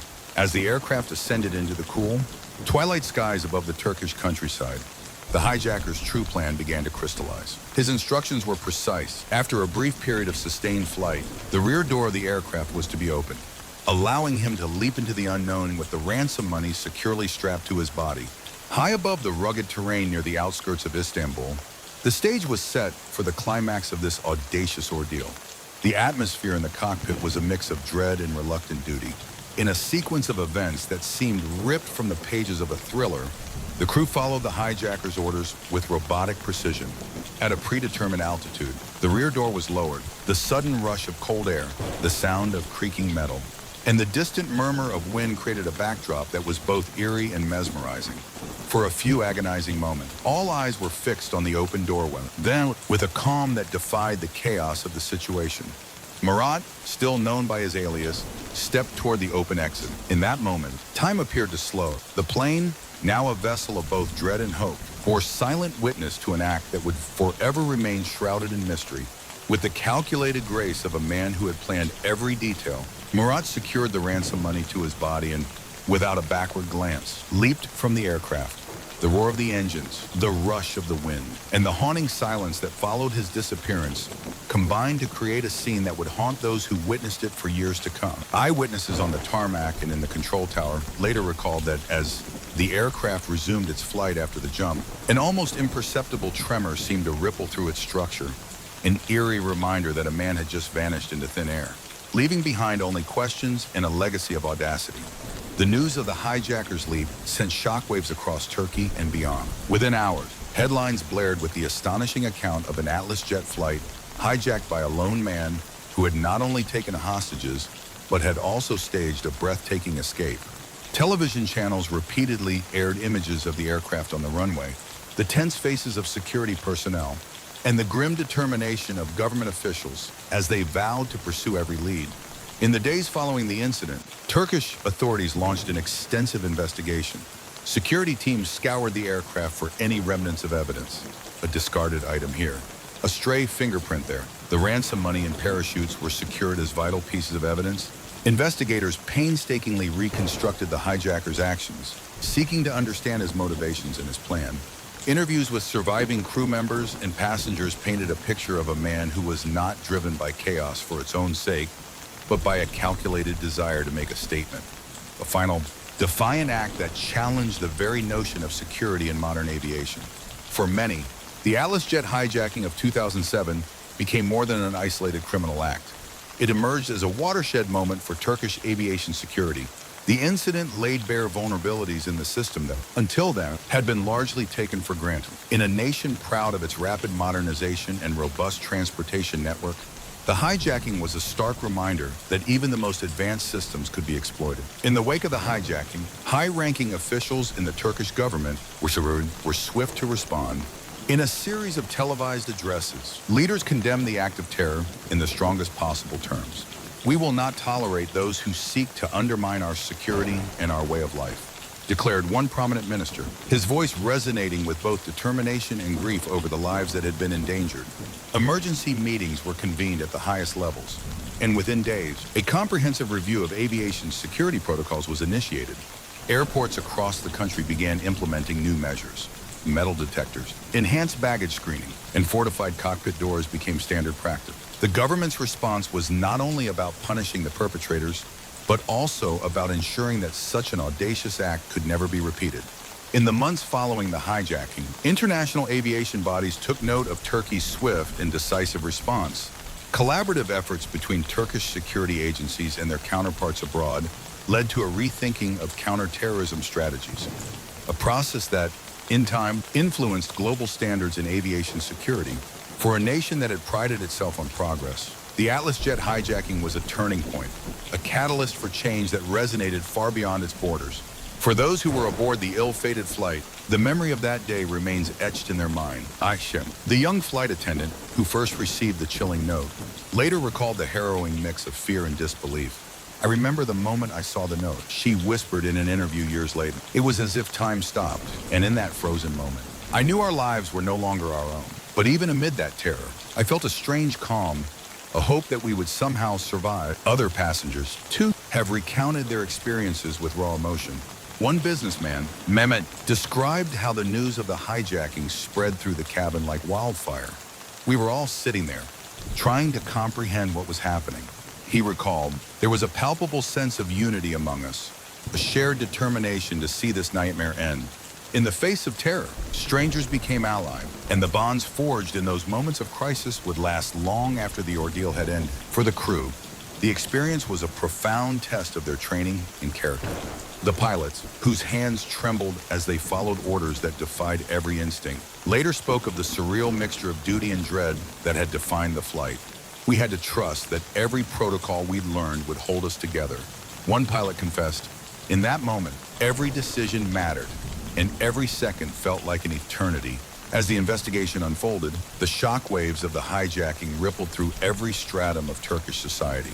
Families of those who had been on board struggled with the lingering trauma of the experience, while communities rallied together in the spirit of resilience. Memorials were held not only to commemorate the lives that could have been lost, but also to honor the bravery of those who had faced unimaginable fear and emerged with their humanity intact. In the months following the incident, support groups formed, and counselors worked tirelessly to help survivors process the ordeal. In community centers across Istanbul and beyond, people shared their stories, tales of quiet heroism, of moments when fear was overcome by a collective will to survive. These personal narratives became a vital part of the healing process, a testament to the resilience of the human spirit in the face of terror. For many, the Atlas jet hijacking was a painful reminder of vulnerability, a stark illustration that no system, no matter how modern, was impervious to the forces of chaos. Yet, amid the heartbreak, there emerged a renewed determination to rebuild and to ensure that such an incident would never be repeated. In the years following the hijacking, the incident became a case study in aviation security, a reminder that constant vigilance and continuous improvement were essential in a rapidly changing world. The reforms implemented in Turkey in the wake of the incident were profound. Airports transformed into fortified bastions of technology and strict protocols. The design of aircraft was revisited, with engineers incorporating features to prevent unauthorized access to cockpit areas. Security screenings became far more rigorous, and intelligence agencies worldwide began sharing information more freely, forging new alliances in the global fight against terrorism. The legacy of the Atlas jet hijacking of 2007 can be seen in every security measure that now defines modern air travel in Turkey and beyond. It spurred the establishment of dedicated counterterrorism units, improved crisis negotiation strategies, and even influenced international aviation regulations. For a nation that had prided itself on its rapid modernization, the hijacking was a transformative moment, a catalyst that redefined the very way people experienced air travel. To understand the full magnitude of the event, one must look beyond the statistics and the headlines. The Atlas jet hijacking was a deeply human drama, a sequence of moments that, when woven together, form a cinematic tapestry of terror, courage, and redemption. The visual memory of the hijacked aircraft, a sleek jet turned into a vessel of chaos, and the haunting image of a man calmly issuing his demands against a backdrop of mounting panic have been seared into the collective consciousness. In the quiet hours after the incident, when the adrenaline had subsided and the full weight of the ordeal settled in, survivors found themselves grappling with complex emotions. For some, there was a lingering sense of disbelief. For others, a profound sorrow for the lives that had been forever altered by that fateful day. And yet, in the midst of that darkness, there were sparks of hope, a testament to the fact that even when the skies tremble with the force of terror, the human spirit can still soar. Among the myriad testimonies collected by investigators, several voices stood out. Aisha, whose first encounter with the hijackers' chilling note remains one of the most vivid memories of the ordeal, spoke of the paradox of that day. In those moments of unspeakable fear, there was also an unexpected unity, she recalled softly. Strangers reached out to each other, and there was a shared understanding that we would endure this together. Her words, filled with both sorrow and hope, encapsulated the essence of the day, a day when terror and compassion walked hand in hand. Another passenger, a middle-aged teacher named Salim, described the surreal quality of time during the hijacking. It was as if every second was drawn out into an eternity. He said, "I remember looking around, seeing the fear in everyone's eye. And yet, beneath that fear, there was a quiet determination, a belief that somehow we would all come through this." Salim's account is a powerful reminder that even amid chaos, the human heart can find strength. The pilots, too, shared their reflections. One pilot, whose identity remains confidential for security reasons, later recalled the moment they realized the gravity of the situation. "We had to follow orders that went against every instinct we'd ever learned," he confessed. But in that moment, our training, our camaraderie, and our deep sense of responsibility guided us. Every decision, every maneuver was a testament to our commitment to protect those lives on board. Such reflections, though delivered in measured tones, resonate with the undeniable courage of those who were thrust into the crucible of terror. Back on the ground, the Atlas jet hijacking sent shockwaves through Turkish society. News channels carried the story relentlessly, and the images of the hijacked aircraft and the tense standoff at the airport dominated headlines for days. In the streets of Istanbul, citizens gathered in quiet group, discussing the incident with a mixture of disbelief and sorrow. The collective mourning was palpable, a shared grief for the momentary lapse in security and a deep, lingering anxiety about the vulnerabilities that had been exposed. In the aftermath, the government's response was swift and resolute. High-ranking officials, determined to restore public confidence, vowed that such an act of terror would not go unanswered. Emergency meetings were convened, security protocols were overhauled, and the incident catalyzed an era of unprecedented vigilance. In a series of public addresses, government leaders spoke not only of retribution, but also of a commitment to learning from the tragedy, a pledge to transform the nation's approach to security. This transformation was evident in the rapid rollout of new measures at airports across Turkey. Metal detectors, rigorous baggage screening, and fortified cockpit doors became part of the new normal. The hijacking forced a national introspection, a moment when Turkey, known for its modern infrastructure and dynamic growth, was compelled to confront its own vulnerabilities. In many ways, the incident became a turning point, spurring reforms that would protect future generations and redefine the standards of global aviation security. The Atlas jet hijacking of 2007 did more than shake the Turkish aviation system. It sent ripples across the international community.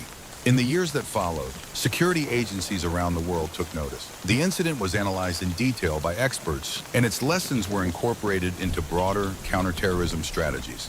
International cooperation deepened as nations recognized that the threat of terror was not confined by borders. For the global aviation industry, the hijacking underscored a universal truth, that even in an age of technological marvels, human ingenuity and human malice remains unpredictable. As airlines and governments fortified their defenses, the memory of that day served as a constant reminder that security must be ever evolving. That vigilance is a continuous commitment rather than a one-time measure. In the quiet aftermath of the crisis, as the investigations slowly wound down and the nation began to heal, a series of introspective questions emerged. How could such a brazen act occur in a system that was deemed modern and secure? What vulnerabilities had been overlooked, and what measures could prevent a repeat of this nightmare? These questions, posed by both experts and ordinary citizens, led to a renewed focus on the delicate balance between openness and security, a balance that defines modern society for the survivors and the families of those on board. The Atlas jet hijacking left scars that would never fully fade. Yet, in the midst of that pain, there emerged a narrative of resilience, a story of how a nation, when faced with terror, chose to stand united. Community gatherings, memorial services, and public forums became spaces for sharing memories and reinforcing the collective commitment to a safer future. The personal accounts of that day, stories of terror, courage, and the unexpected moments of human connection became a tapestry that illustrated not only the tragedy, but also the transformative power of unity and hope. In quiet moments of reflection, individuals recalled how, even as the skies trembled with fear, they found strength in the compassion of strangers, in the solidarity of a nation determined to rise above its wounds. As the narrative of the Atlas jet hijacking of 2007 is retold in documentaries, books, and discussions, it remains a cinematic chronicle of one of modern Turkey's most defining moments. The story, rich with details of a high-stakes standoff in the skies and the subsequent transformative impact on aviation security, continues to captivate the imagination. It is a narrative that interweaves the threads of individual heroism with the broader tapestry of national resilience. A reminder that even in our darkest hours, hope and determination can guide us toward a better tomorrow. In this recounting, every detail mattered. The measured tone of the hijacker's demands, the trembling resolve of a young flight attendant, the unspoken solidarity among terrified passengers, and the relentless determination of a government committed to learning from its vulnerabilities. Each moment, captured with cinematic precision, tells a story not just of terror, but of a nation's capacity for reinvention and renewal. More than a decade has passed since the Atlas jet hijacking of 2007, yet the memory of that day remains etched in the hearts of those who experienced it and in the policies that emerged from it. The incident serves as a powerful reminder that even in an era of advanced technology and heightened security, the threat of terror can still breach the barriers we construct. But it is also a testament to the strength of the human spirit, the capacity to endure, to fight back, and to transform adversity into a catalyst for lasting change. In the corridors of power and in the quiet reflections of survivors, the legacy of that fateful day endure. It is a legacy marked by loss, but also by the indomitable will to protect and rebuild. The Atlas jet hijacking not only reshaped aviation security in Turkey, but also sent a resounding message around the world, that in the face of terror, ordinary people can become heroes. And from the ashes of chaos can emerge a new era of vigilance and resilience. As Turkey continues its journey toward a safer future, the events of that 2007 day remain a solemn yet inspiring chapter in its history. A chapter that calls on us all to remember that even when the skies tremble, the light of hope, unity, and human courage can prevail. At a cool early morning in June 1976, the world inched toward a day that would redefine modern counterterrorism and etch itself into the annals of international history. In Tel Aviv, Israel, a group of ordinary passengers and crew members gathered for what was expected to be a routine Air France flight bound for Paris. Yet behind the smiles and quiet chatter, an unthinkable plan was already unfolding. A plan that would soon transform an everyday journey into a crucible of terror, heroism, and hope. It was June 27, 1976, and the bustling terminal of Ben Gurion International Airport in Tel Aviv was alive with the energy of travelers anticipating a long-haul flight. Families said their goodbyes. Businessmen reviewed last-minute notes, and flight attendants hurriedly prepared the cabin.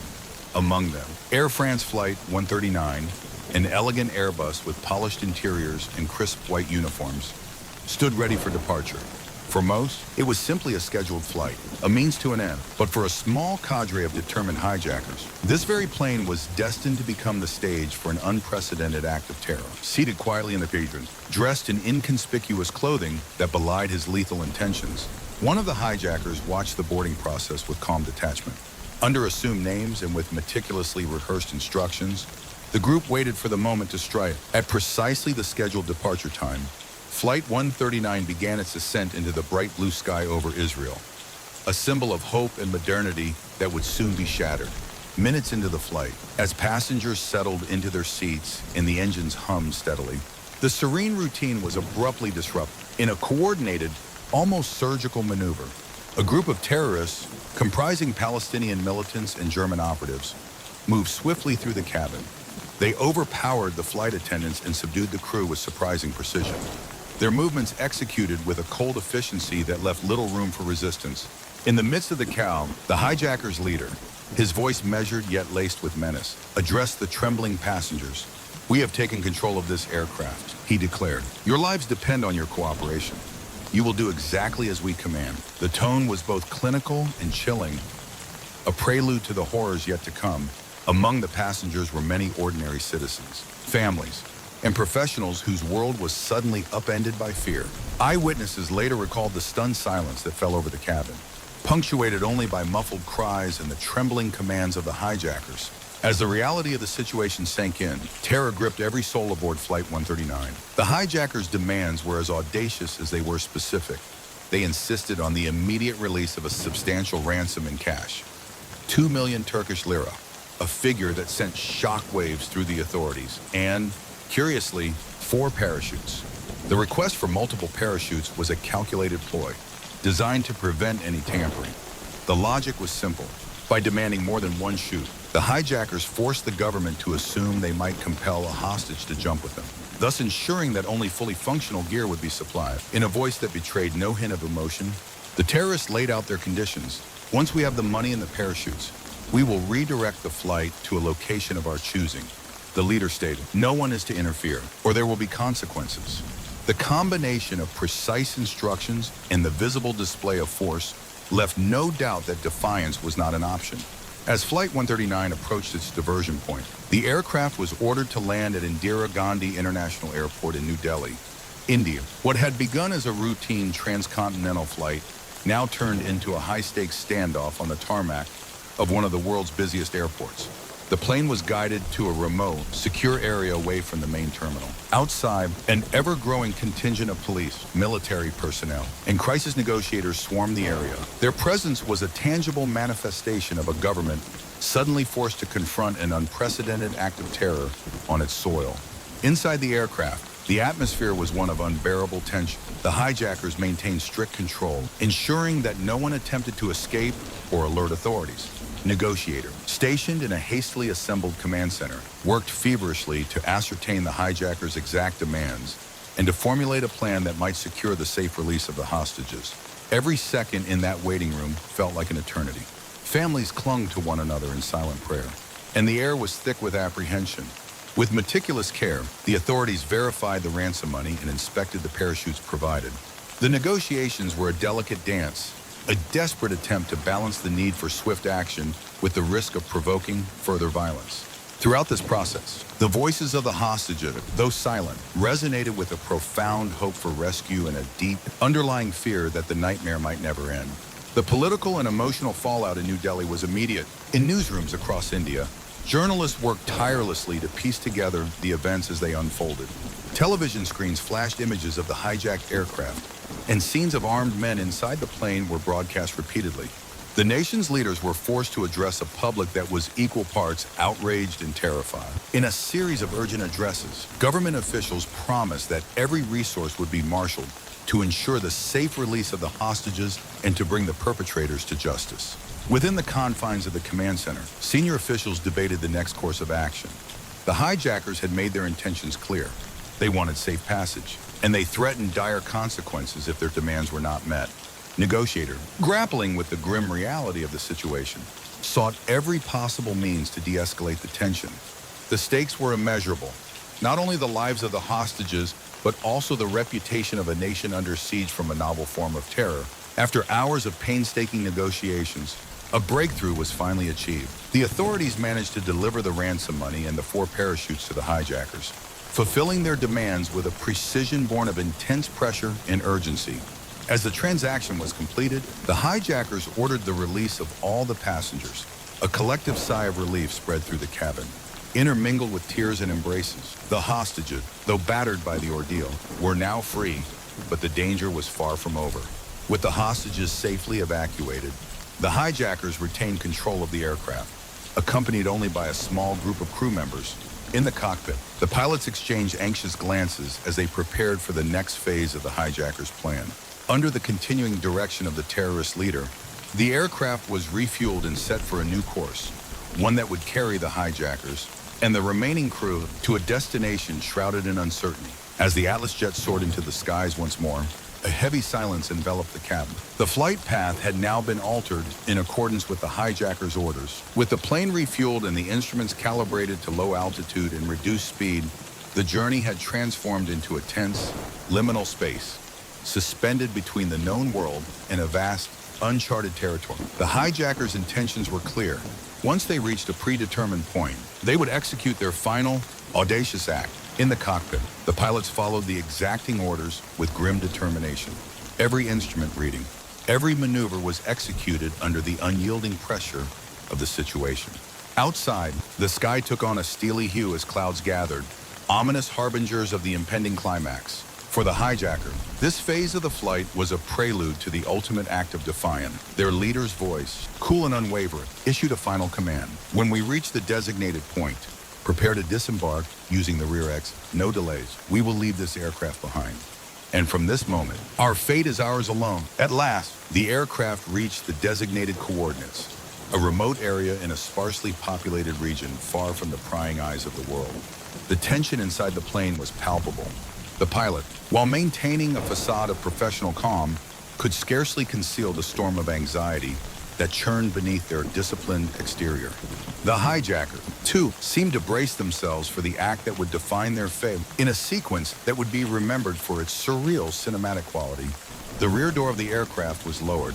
A gust of cold air rushed into the cabin, mingling with the sound of engines and the murmurs of those who remained on board. For a few agonizing moments, the open doorway stood as a threshold between confinement and freedom, between life as it was and life as it could be, albeit at a terrifying cost. The hijackers wasted no time. With a calculated, almost balletic precision, they secured the ransom money and, one by one, prepared to leave the aircraft. The leader, his face etched with a resolve that bordered on the stoic, was the first to step toward the open exit. In a single, defiant moment, he turned his back on the aircraft and on the life he had commandeered and leapt into the void.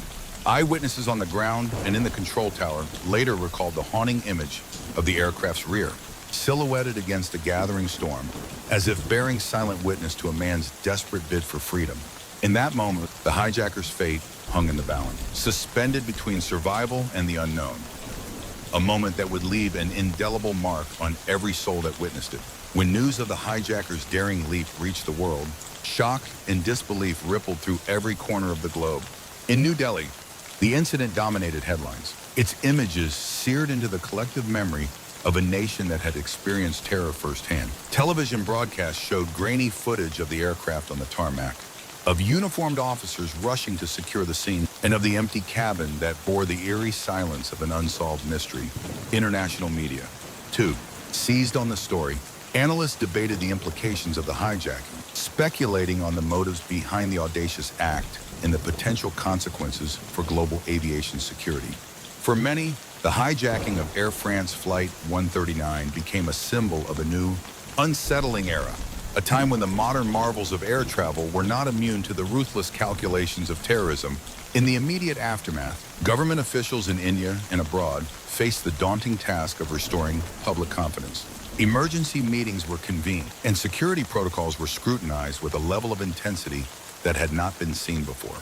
The incident forced a fundamental rethinking of aviation security, a lesson that would reverberate for decades to come. For the passengers and crew of Flight 139, the events of that day were etched in memory with a mixture of horror and quiet heroism. Aisha, one of the flight attendants on board, recalled the moment she first received the chilling note. I remember feeling the cold, heavy weight in my hands as I unfolded those words. She said, her eyes distant with recollection. In that instant, the world around me changed. I saw fear in every face, but I also saw a resilience, a determination that we would find a way through this nightmare. Another passenger, Rajiv, a businessman returning from a family visit, spoke of the surreal passage of time during the ordeal.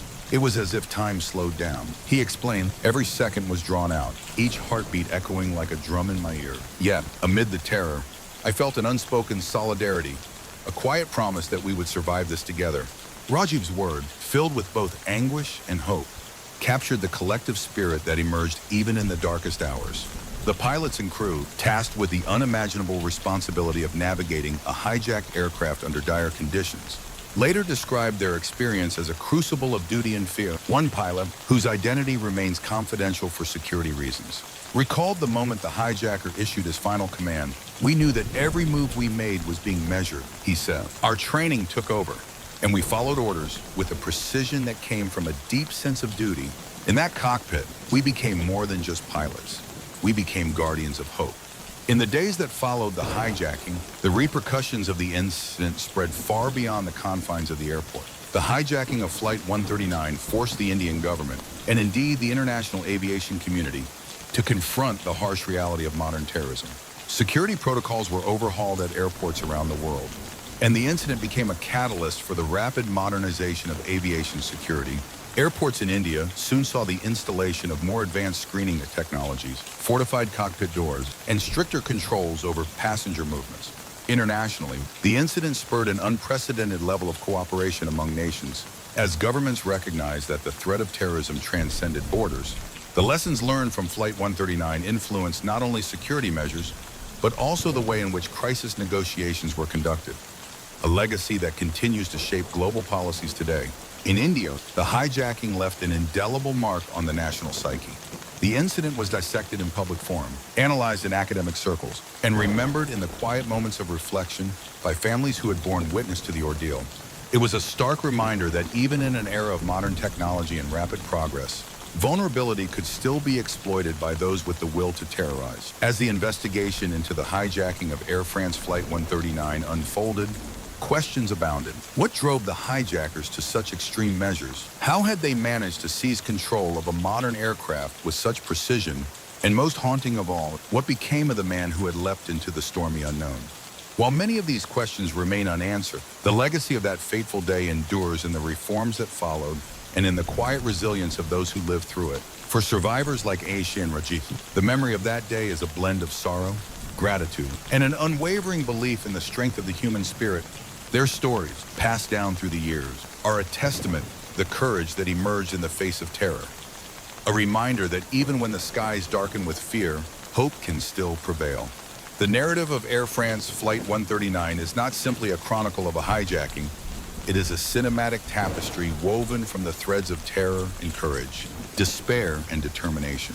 Every detail, the quiet routine before the flight, the sudden eruption of chaos, the tense standoff on the tarmac, and the final, breathtaking leap into uncertainty is imbued with a raw humanity that transcends the mere facts of the event. In the aftermath, as the world grappled with the shock of the incident, a broader dialogue emerged about the nature of security, the responsibilities of government, and the resilience of communities in the face of adversity. The hijacking of Flight 139 spurred not only immediate changes in aviation protocols, but also long-term shifts in counterterrorism strategies that would influence global policies for decades. For the passengers and crew, the experience was a crucible that tested their limits and forged bonds of solidarity that would last a lifetime. Their collective narrative, filled with moments of profound loss and unexpected heroism, became a beacon of hope, illustrating that even in the midst of terror, the human spirit can rise above the darkness. The impact of the hijacking resonated far beyond India. International media coverage brought the story to a global audience, and experts from around the world analyzed the incident for lessons that could be applied to future crises. In airports across continents, security measures were reevaluated, and the incident spurred a wave of reforms aimed at closing the vulnerabilities that had been so brutally exposed. The collaboration between nations grew stronger as governments shared intelligence and coordinated responses to the emerging threat of terrorism. The legacy of Flight 139 became a cornerstone in the development of a global counterterrorism framework, a reminder that in an interconnected world, the actions of a few can have ramifications far beyond their borders. Years later, as the events of December '99 were recounted in hushed tones and solemn ceremonies, the voices of those who experienced the hijacking continued to resonate. Aisha, whose recollections of the day remain as vivid as if it were yesterday, spoke of the profound impact the ordeal had on her life. That day taught me that in the midst of chaos, there is a strength within each of us, a strength that emerges when we are faced with the unthinkable, she said, her voice soft yet resolute. Rajiv, Wate too, recalled the moments of quiet determination that sustained him during the crisis. In those long hours of uncertainty, we discovered something remarkable, a unity that transcended our individual fears, he reflected. Their testimony, like fragile threads woven into a larger tapestry, serve as a poignant reminder that the true measure of a nation is not in its ability to avoid disaster, but in its capacity to endure and rebuild. In the wake of the hijacking, India embarked on a journey toward healing, a journey marked by both profound loss and an inspiring resolve to rebuild. Memorial services were held in cities across the country, and public forums became spaces for reflection, debate, and collective mourning. Families of those who had been on board struggled to come to terms with the trauma, yet many also found solace in the outpouring of national solidarity. Government efforts to reform aviation security were swift and comprehensive. The lessons learned from Flight 139 informed a series of policy changes that not only enhanced the safety of air travel, but also reshaped the nation's approach to counterterrorism. These reforms, born from the crucible of crisis, continue to influence security measures both within India and around the world. For international observers, the incident remains a case study, a stark illustration of how terror can prompt dramatic, far-reaching changes in policy and practice. The collaborative spirit that emerged in the aftermath of Flight 139 stands as a testament to the power of shared resolve in the face of a common threat. As the narrative of Air France Flight 139 is revisited in documentaries, books, and commemorative events, its cinematic quality endures. The visuals of the hijacked aircraft on the tarmac, the determined faces of the rescuer, and the haunting memory of a man's leap into the unknown are etched in the collective memory of a nation and the world. This story, fraught with terror, yet illuminated by moments of bravery and unity, reminds us that even in our darkest hours, there is a spark of hope that can guide us toward a brighter future. As dusk falls over the modern skyline of New Delhi, and the memories of that fateful day are recounted in quiet, reflective tone, the legacy of the hijacking of Air France Flight 139 remains as relevant as ever. It is a story of audacity and tragedy, of terror met with the unyielding courage of ordinary people, and of a nation transformed by its encounter with modern terror. The echoes of that day continue to influence the policies and practices that safeguard our skies, serving as a constant reminder that the pursuit of security is an ongoing challenge, a challenge that must be met with vigilance, cooperation, and the resilience of the human spirit. In remembering the victims, the heroes, and even the perpetrators of that day, we honor a chapter of history that has reshaped our world, urging us to strive for a future where freedom and safety walk hand in hand. For those who witnessed the hijacking, for the families who still bear the scar, and for a global community determined to learn from the past, the story of Flight 139 is a legacy of loss, hope, and enduring strength. It is a cinematic chronicle of a day when the skies were darkened by terror, but ultimately illuminated by the indomitable will to overcome. A reminder that even in the face of overwhelming odds, humanity's capacity for courage and redemption can never be extinguished. On a cool December morning in 1970, the island nation of Malaysia woke beneath a gentle, overcast sky. In the busy corridors of Penang International Airport, passengers prepared for a routine domestic journey, a flight that would take them from the vibrant streets of Penang to the bustling metropolis of Kuala Lumpur. Amid the familiar sounds of announcements and the murmur of departing travelers, an unassuming aircraft, painted in the distinctive colors of Malaysia Airlines, sat ready on the tarmac. Unbeknownst to those boarding the flight, destiny was about to intervene in the most harrowing of ways. As passengers filed onto Malaysia Airlines Flight 653, a mixture of businessmen, families, and vacationers took their seat, eager to begin their journey. Laughter, casual conversation, and the rustle of newspapers filled the cabin. In the midst of this everyday scene, however, a solitary figure blended into the crowd. A man whose quiet demeanor and unremarkable appearance masked a determination that would soon shatter the routine. Using an alias that would later be lost to mystery, the hijacker assumed his seat toward the rear of the aircraft. He was dressed in simple, unassuming clothing, a dark jacket, a plain shirt, and trousers that merged with the muted tones of the cabin. His eye, however, betrayed a steely resolve. For reasons still debated by investigators, he had decided that today would not be like any other day. Today, he would seize control of the aircraft, rewrite fate, and forever etch his name into the annals of unsolved crimes. Shortly after takeoff, as the aircraft ascended steadily into the Malaysian skies, an eerie calm prevailed. Conversations resumed and passengers adjusted to the gentle hum of the engines. Then, in a moment that seemed to stretch time itself, the hijacker set his plan in motion. With deliberate precision, he produced a folded note and discreetly passed it to a young flight attendant named Siti. At first, Siti assumed it was perhaps a message of request or even a personal note. But as she unfolded the paper, her eyes widened in shock. The note declared in bold, unwavering stroke, "I have a bomb.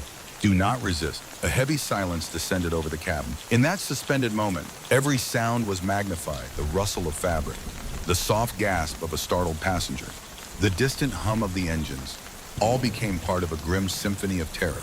The hijacker's voice, calm yet chilling, soon followed his written threat. "I demand 2 million Malaysian ringgit in cash and 4 parachutes. No one is to interfere or the bomb will detonate." The demands were as audacious as they were specific. By insisting on 4 parachutes, 2 primary and 2 reserve, the hijacker sought to ensure that authorities would be forced to supply fully functional equipment. He had calculated that if there were any doubt, the possibility of a hostage being forced to jump would preclude tampering. For the passengers, the horror of the situation was immediate and profound. Faces turned pale, eyes filled with fear, and whispered prayers spread like wildfire through the cabin. Inside the cockpit, the flight crew was thrust into a nightmare scenario. The pilots exchanged anxious glances as they received orders that defied every expectation of routine flight operations. The hijackers' instructions were unequivocal. Remain compliant, follow every order. And once the ransom was delivered, the aircraft would be diverted to a destination that promised both a temporary reprieve and a final, terrifying twist. Within a matter of tense minutes, the aircraft was guided toward a remote, secured section of Kuala Lumpur's bustling airport. Outside, a formidable array of police, security personnel, and crisis negotiators had assembled, their expressions a mix of determination and apprehension. The normally vibrant airport fell into an eerie hush as the news of the hijacking spread, and a tight perimeter was established around the aircraft. Inside the cabin, the hijackers' control was absolute. The flight attendants and crew members, many of whom had been trained in emergency protocols, but never in the face of such unprecedented terror, were forced to comply with every demand. As negotiators in a nearby control center scrambled to arrange the ransom money and secure the parachutes, every moment seemed to stretch into an eternity in a series of hushed, breathless exchanges. The ground team confirmed that the required cash was being gathered. Experts meticulously inspected the parachutes to ensure they were functional and free of sabotage. The tension was palpable, punctuated by the occasional murmur of encouragement from among the hostages. A desperate, silent plea for salvation. For hours, the aircraft remained on the tarmac, an island of suspended time amid the organized chaos of security forces. Inside, every soul was aware that their fate hung precariously in the balance. Siti, the flight attendant who had first received the ominous note, later recounted with trembling clarity the moment she understood the magnitude of the crisis. "I felt as though time had stopped," she said softly in a later interview. Each second was filled with an overwhelming mix of fear and a strange hope that somehow we would all survive. Meanwhile, high-ranking officials in Kuala Lumpur convened urgent meetings. The government's response was swift and resolute, a combination of stern declarations and an unyielding commitment to restore normalcy. "We will not allow this act of terror to define us," proclaimed one official on live television, his voice resolute despite the tension that crackled in the air. As the negotiation progressed, the hijacker maintained his icy control over the situation. His instructions were clear. Once the ransom money and parachutes had been exchanged, he would release all the passengers, but he and a few select crew members would remain aboard. It was a calculated move, one designed to facilitate his eventual escape and leave behind a trail of unanswered questions after what seemed like an eternity on the tarmac.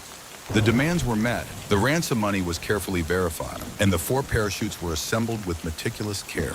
With the cash secured in a specially prepared container, the hijacker ordered that all passengers be released. Relief washed over the cabin as families embraced and whispered prayers of gratitude. Yet the sense of dread remained, for the ordeal was not yet over. Only a small group remained on board: the hijacker, the pilot, a flight engineer, and 2 other flight attendants. In the cockpit, the pilots, now acutely aware that they were part of an unfolding historical drama, prepared the aircraft for a second takeoff. Under the hijacker's strict orders, the plane was refueled, and the flight instruments were set to the precise conditions he demanded: a low altitude, reduced speed, and an unpressurized cabin, conditions that were essential for the final phase of his escape plan. As the aircraft resumed its flight, a heavy silence filled the cabin. Every passenger who had been released carried with them the memory of terror and the bittersweet relief of survival. For those remaining on board, the atmosphere was one of anxious anticipation. The pilots, following the hijackers' exacting instructions, navigated the aircraft over vast stretches of open land, where the lights of civilization gave way to the endless darkness of the countryside. In the cockpit, tension was palpable. Instruments flickered on as the plane maintained its course through a cloud-laden sky. Outside, the landscape below was shrouded in night, a vast canvas of inky blackness punctuated only by distant glimmers of city lights. It was in this eerie setting that the hijacker's final command was issued, a command that would seal the fate of that fateful flight. At a prearranged moment, the hijacker ordered that the rear door of the aircraft be opened. A rush of frigid air surged into the cabin, and the metallic groan of the door echoed like a prelude to destiny. In that heartbeat of a moment, as the door swung open to the dark expanse below, the hijacker stepped toward the open exit. With a measured calm that defied the chaos, he secured the ransom money to his body and, without a backward glance, leapt from the aircraft into the shrouded night. Eyewitnesses on the ground, security personnel and control tower operators alike, later recalled the haunting image of the aircraft's tail silhouetted against the stormy sky, bearing silent witness to a man's desperate leap into the unknown. For those who remained behind, the moment was a mix of disbelief, horror, and an inexplicable hope that, somehow, the man who had just vanished might yet be found alive. The news of the hijacker's audacious leap sent shockwaves throughout Malaysia and reverberated across the globe. In the days that followed, television screens, newspapers, and radio broadcasts were inundated with images and reports of the unfolding crisis. The once routine flight had transformed into a national tragedy, a stark reminder that even in an era of modern air travel, no system was immune to the forces of terror. Authorities launched an exhaustive investigation, scouring the aircraft for any clues that might reveal the identity of the hijacker or the precise sequence of events. The ransom money, the parachutes, and even small fragments of evidence, a stray fingerprint here, a torn piece of fabric there, were meticulously cataloged and analyzed. Yet, despite the tireless efforts of law enforcement, the hijacker's identity remained shrouded in mystery. In Kuala Lumpur, government officials faced fierce scrutiny and public outcry. Critics lambasted the authorities for the apparent breach in security, and the incident sparked an intense national debate about aviation safety and the threats posed by terrorism. Public figures and experts alike called for sweeping reforms to ensure that such a tragedy could never be repeated. For many, the hijacking of Flight 653 was not merely a criminal act, it was a wake-up call, a stark indication that vulnerabilities existed even in the most modern systems. Amid the official reports and investigative briefs, the personal stories of those who lived through the ordeal emerge as some of the most enduring and poignant reminders of the hijacking's human cost. Siti, the flight attendant who had first received the chilling note, later recounted her memories with a mixture of sorrow and resilience. "I remember the moment I read his words," she said quietly in an interview years later. "It was as if a cold shiver ran through my entire body. I knew in that instant that our lives would never be the same." Another passenger, a middle-aged man named Rahman, described the surreal experience of being held hostage in an aircraft under the control of armed men. "At one point, I felt completely isolated, as though the world outside had vanished," he recalled. "But then, I looked around and saw the bravery of my fellow passengers, the way we clung together and offered each other silent reassurances. In that darkness, we found a flicker of hope."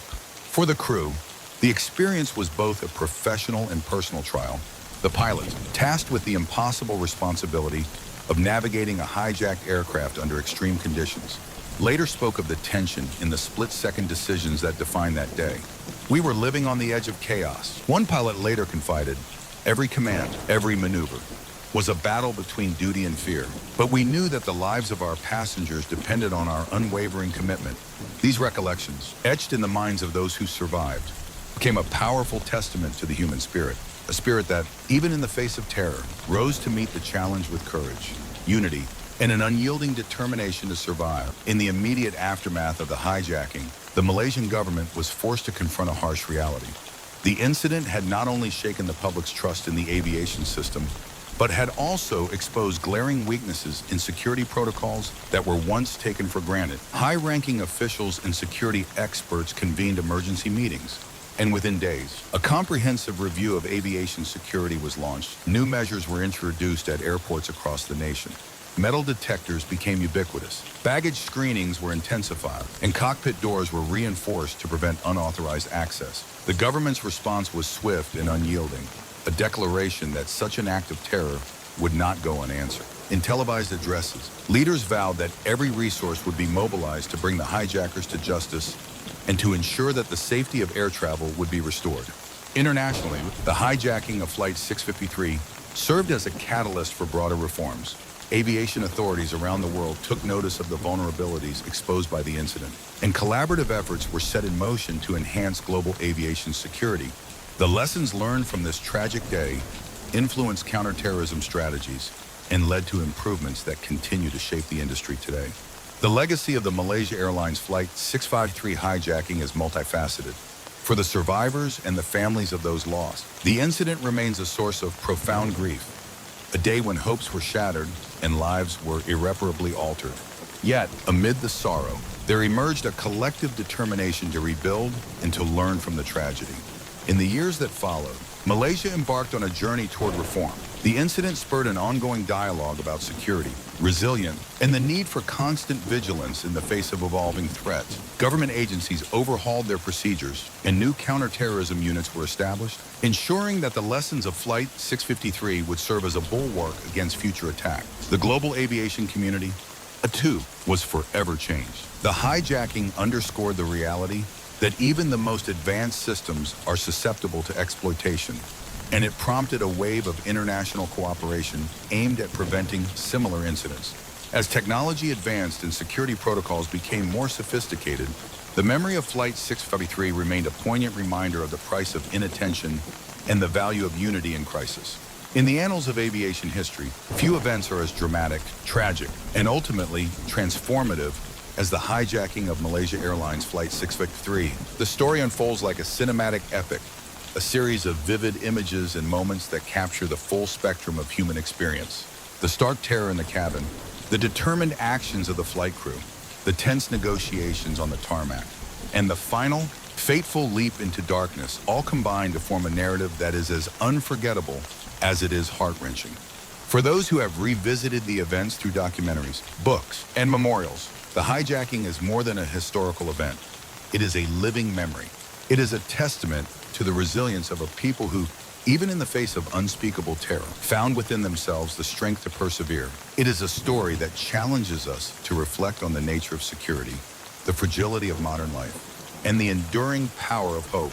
Years later, as the scars of Flight 653 continue to heal slowly, the voices of those who lived through the hijacking still echo. Siti, the flight attendant who first encountered the hijackers' chilling demand, often speaks of that day with a mix of sorrow and quiet pride. I still remember the fear, but I also remember the courage that shone through in every face in that cabin. She recalled in a reflective interview, "In our darkest moments, we discovered something extraordinary, a bond that would forever connect us." Rahman, the businessman who witnessed the terror firsthand, described the experience as both a trial and a revelation. "It was a day that changed everything," he said. "In the midst of chaos, I saw humanity at its most raw and real.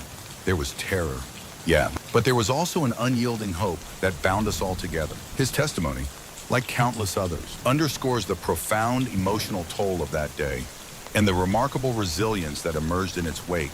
For the families of those who perished in the crash, the pain of loss is a wound that never fully healed. Memorial services, held each year on the anniversary of the hijacking, served not only as a tribute to the lives lost, but also as a collective affirmation of a nation's resolve to learn from the past and to honor the sacrifices made in the name of security and freedom.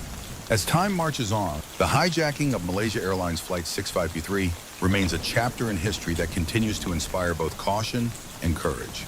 It forces us to ask difficult questions about the nature of modern terror, the vulnerabilities inherent in our systems, and the enduring strength of the human spirit. How do we balance progress with security? What measures can we implement to prevent history from repeating itself? And, most importantly, how do we honor the memories of those whose lives were tragically cut short while ensuring that their sacrifice paves the way for a safer future? In classrooms, government forums, and international conferences, the legacy of Flight 653 is studied as a sobering reminder of the challenges of modern security. Experts dissect the incident, analyze every minute detail, and debate the implications for global counterterrorism strategies. But beyond the technical analyses and policy discussions lies a more personal narrative, a story of ordinary people caught in extraordinary circumstances, whose courage and resolve continue to resonate. The reverberations of the Flight 653 hijacking were not confined to Malaysia alone. Internationally, the incident sparked a reassessment of aviation security protocols and a renewed commitment to combating terrorism. Countries around the world took note of the vulnerabilities exposed by the hijacking, and a new era of global cooperation emerged. Intelligence sharing, joint training exercises, and coordinated responses became the norm as nations recognized that the threat of terror transcends borders. For the global aviation community, the legacy of Flight 653 is etched in every enhanced security measure, from the screening of passengers to the design of more secure cockpit doors. The incident serves as a stark reminder that the evolution of technology must be matched by an equal commitment to vigilance and preparedness. In an interconnected world, the lessons learned from that fateful day continue to inform the strategies of governments and airlines alike. In the aftermath of the hijacking, Malaysia embarked on a difficult journey toward healing and recovery. The emotional wounds inflicted by Flight 653 were deep, and for many, the process of healing was long and arduous. Yet, in the face of overwhelming adversity, a spirit of resilience began to emerge, a collective determination to rebuild and to honor the memory of those lost. Across the nation, memorials were erected in tribute to the victims, and annual commemorative events became a forum for both mourning and hope. Survivors came together to share their story, to find solace in their shared experiences, and to advocate for a future where such tragedies would never recur. The transformation was not merely physical or procedural, it was deeply human, a testament to the enduring strength of a people who refused to be defined solely by loss. For families, the healing process was both public and deeply personal. Conversations around dinner tables, in community centers, and within support groups were imbued with a quiet resolve, a commitment to ensuring that the legacy of Flight 653 would lead to meaningful change. In these moments of collective remembrance, the story of that day was transformed from one of tragedy to one of resilience, a narrative that underscored the power of hope and the possibility of redemption. As the narrative of Malaysia Airlines Flight 653 is retold in documentaries, book, and memorial services, its cinematic quality endures.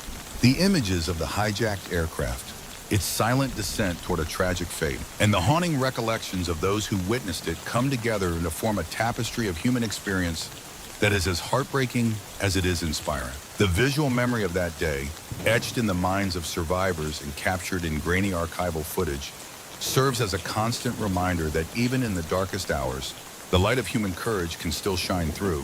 The story is not merely a chronicle of events, but a living testament to the indomitable spirit of those who face terror head-on. It is a reminder that amidst the chaos and sorrow, there emerge moments of quiet heroism, a flight attendant's reassuring smile, a passenger's whispered promise of solidarity, the unwavering professionalism of the pilots and crew who navigated the crisis with measured resolve. As dusk settles over Malaysia and the memory of that fateful December day lingers in quiet reflection, the legacy of Malaysia Airlines Flight 653 remains a powerful narrative of tragedy, transformation, and hope. The hijacking is a chapter in history that, while marked by unspeakable loss, also speaks to the resilience and courage of a nation determined to learn from its darkest hours. In the years since the hijacking, the incident has driven profound changes in aviation security, counterterrorism strategies, and international cooperation. It has reshaped not only the policies that govern air travel in Malaysia, but also the collective consciousness of a people who, in the face of terror, chose to stand together and rebuild. The story of Flight 653 is a cinematic chronicle, a tapestry woven from moments of despair and hope, loss and the unwavering human spirit. For survivors, for the families who still carry the scars of that day, and for a global community that continues to seek lessons in the face of adversity, the legacy of Flight 653 endure. It serves as a reminder that, while the shadow of terror may at times darken our skies, the light of hope, courage, and unity will always guide us toward a brighter, safer future. In recounting this story, we honor not only the victims of that tragic day, but also the heroes, both celebrated and unsung, whose actions in the face of unimaginable fear remind us that even when a flight plunges into darkness, the enduring spirit of humanity will ultimately prevail. On a late summer morning in 1970, as the Middle Eastern sun burned fiercely over a barren desert landscape, an unprecedented storm was gathering, one that would forever alter the course of international aviation and the fight against terrorism. In the bustling corridors of airports from Europe to the United States, travelers moved about their daily lives, entirely unaware that a carefully coordinated act of terror was about to unfold, orchestrated by the Popular Front for the Liberation of Palestine, PFLP. In the early hours of September 6, 1970, in several major cities across the globe, flights destined for Europe took off under routine conditions. Among them was a series of commercial aircraft carrying a diverse mix of passengers, business travelers, families, tourists, all bound for destinations in the West. At the time, hijackings had been sporadic events, often isolated in nature, but never had the world witnessed a series of coordinated actions so brazen and far-reaching in airports like London, Rome, and New York. Security was minimal by today's standard. Passengers moved through terminals with little more than a cursory screening, and the notion that an airplane could be commandeered mid-flight was almost unthinkable. Yet, hidden behind these ordinary scenes of travel, a meticulously planned operation was about to shatter the calm. Across multiple continents, operatives affiliated with the PFLP, armed with determination and radical ideology, boarded several commercial flights. Their identities were concealed behind false names and nondescript appearances. The hijackers' plan was as audacious as it was shocking: to simultaneously seize control of several aircraft and divert them to a remote desert airstrip in Jordan, known as Dawson's Field. On board each flight, the hijackers moved with unnerving precision. In one aircraft, a calm yet chilling voice announced over the intercom, "Ladies and gentlemen, this is your captain speaking. Please remain calm and follow the instructions of our special personnel." Within minutes, armed men overpowered the flight attendants and subdued the crew. Passenger, caught in a sudden haze of fear, could only listen in disbelief as the hijackers revealed their demands: release of ransom money, safe passage, and perhaps most curiously, a request for 4 parachutes per aircraft. The demand for multiple parachutes was no mere flourish. It was a calculated psychological maneuver, designed to prevent authorities from providing sabotaged or non-functional equipment. By insisting that the hijackers might force a hostage to jump with them, the PFLP ensured that only fully working parachutes would be supplied. a grim necessity for the escape that lay ahead. In a series of coordinated moves that would later be described as a symphony of terror, the hijackers directed their commandeered aircraft to divert from their original flight paths. One by one, planes were forced to land at designated airports where negotiations could begin. In these tense hours, the world watched as governments scrambled to respond to the unfolding crisis. In each case, hostages were kept aboard the planes while negotiators worked frantically to meet the hijackers' demands. The authorities, realizing that the hijackers intended to use the aircraft as bargaining chips, mobilized resources on an unprecedented scale. Negotiation rooms were filled with experts, military personnel, and intelligence officers determined to resolve the standoff without further bloodshed. The chosen destination for the hijackers was as symbolic as it was strategic. Dawson's Field, a remote airstrip in the Jordanian desert, was selected as the rendezvous point, a place far removed from the eyes of the world, where the hijackers could make their final escape or perhaps force a showdown with the international community.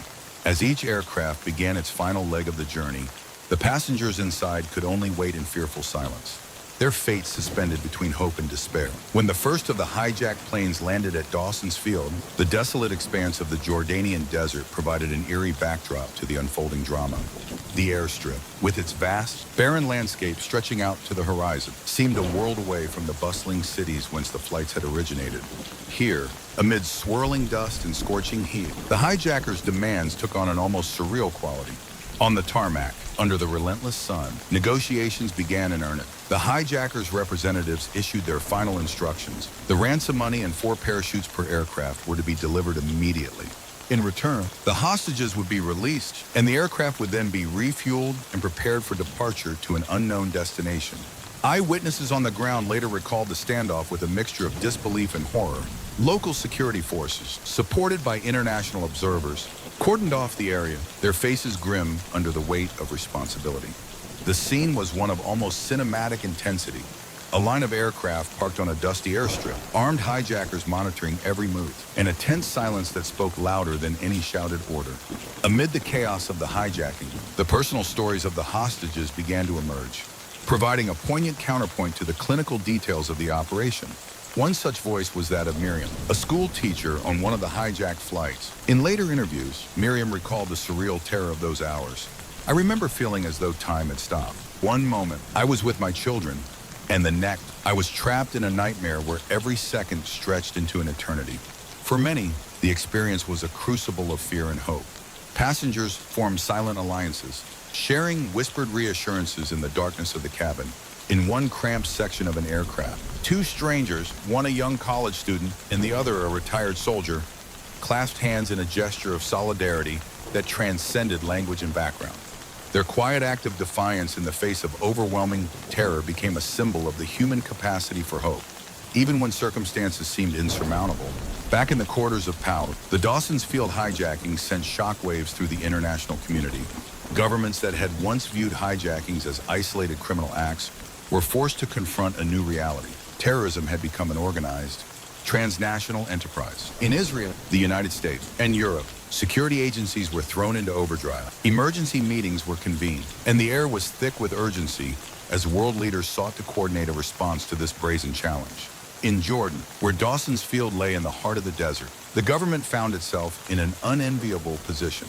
Faced with the demands of radical hijackers and the pressures of international diplomacy, Jordan's authorities had to balance the need for a swift resolution with the risk of igniting a broader conflict. Diplomatic channels buzzed with frantic activity as negotiators worked tirelessly to secure the safe release of hostages while trying to extricate themselves from a situation that threatened to spiral out of control. In the United States and Europe, debates raged over how best to respond.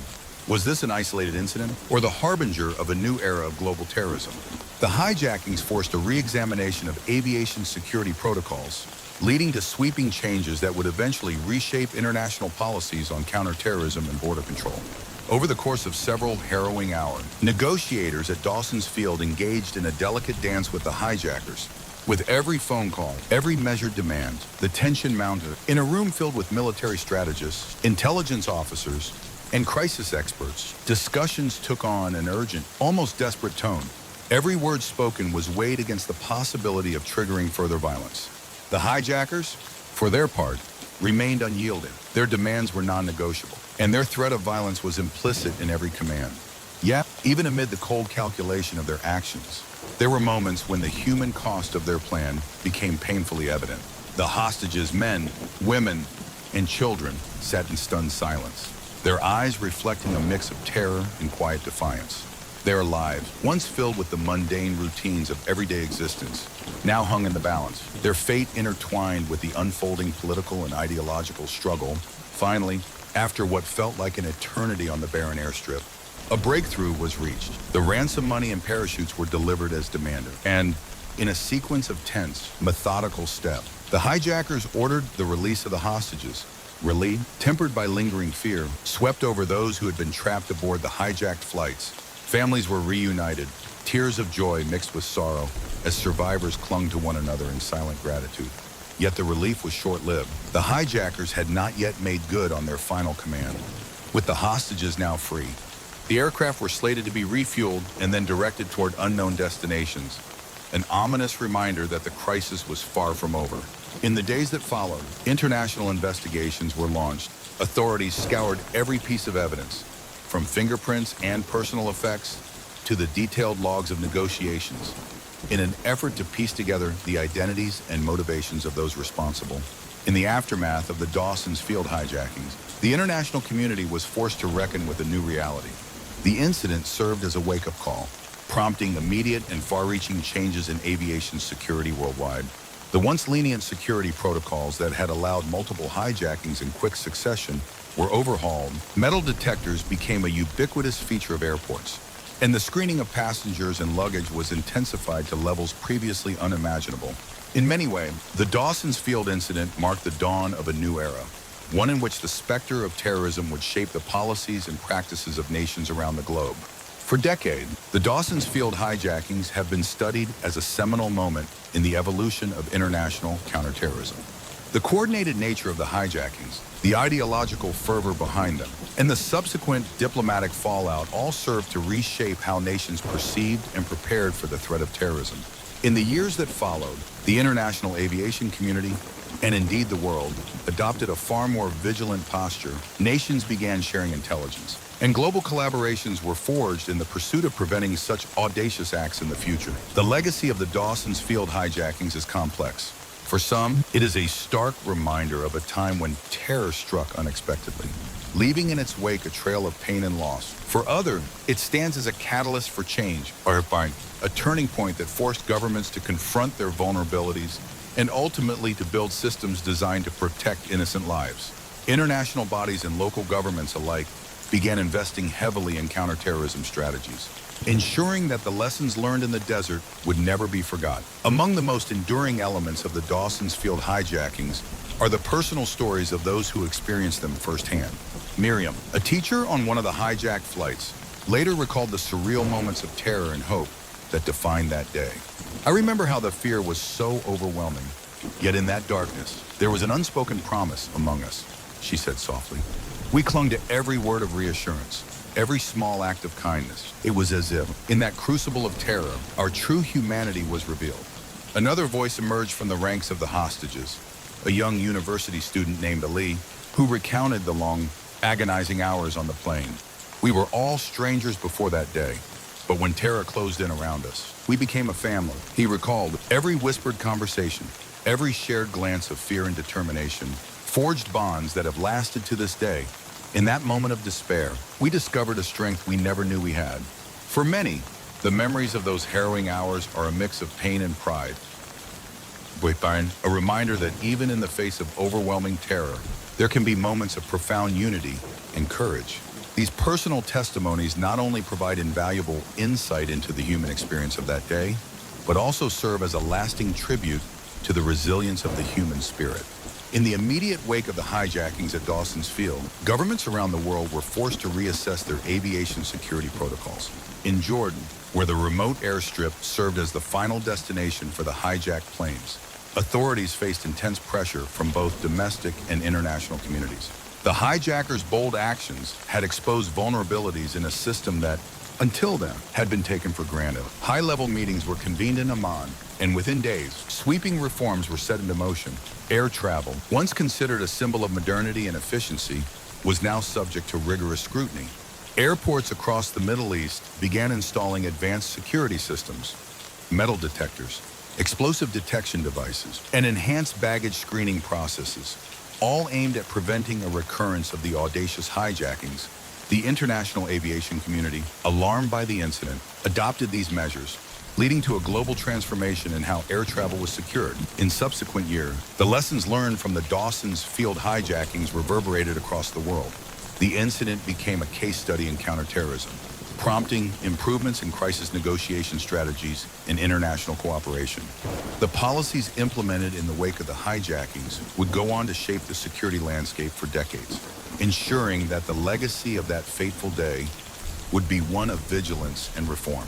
For those who were directly affected by the hijackings, the hostages, the crew, and the families of those involved, the path to healing was long and arduous. In the months and years that followed, survivors struggled to come to terms with the trauma of that day. Psychological scars, though invisible, lingered in the memories of those who had experienced the terror firsthand. Yet, amid the pain, there emerged stories of resilience and redemption. Community support groups were formed, providing a space for survivors to share their experiences and to find solace in one another's company. Annual memorials were held not only as a tribute to the victims, but also as a celebration of the indomitable spirit that allowed them to endure such a harrowing ordeal. For Miriam and Ali and countless others, the hijackings became a part of their personal history, a painful chapter that, over time, was interwoven with moments of hope and determination.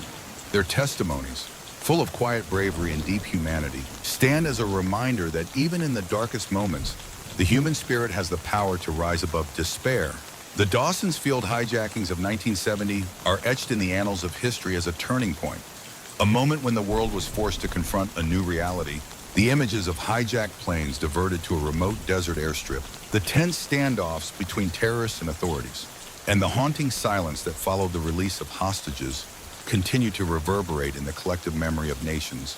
Documentaries, book, and academic studies have all sought to capture the essence of that day, each offering a different perspective on the events that unfolded. The cinematic quality of the narrative is evident in the stark imagery, the glare of the desert sun, the imposing silhouettes of aircraft against an endless sky, and the determined faces of those who worked tirelessly to restore order in the wake of terror. These images serve as a visual testament to a moment in time when the very fabric of international aviation was forever altered. In the years following the hijackings, the international community was forced to reckon with the realities of modern terrorism. The Dawson's Field incident spurred a wave of reforms that extended far beyond the confines of aviation security. Countries around the world began to view the threat of terrorism through a new lens, one that required collaboration, intelligence sharing, and a continuous reevaluation of security measures. For international policymakers, the hijacking served as a powerful reminder that vulnerability was not confined to any one region.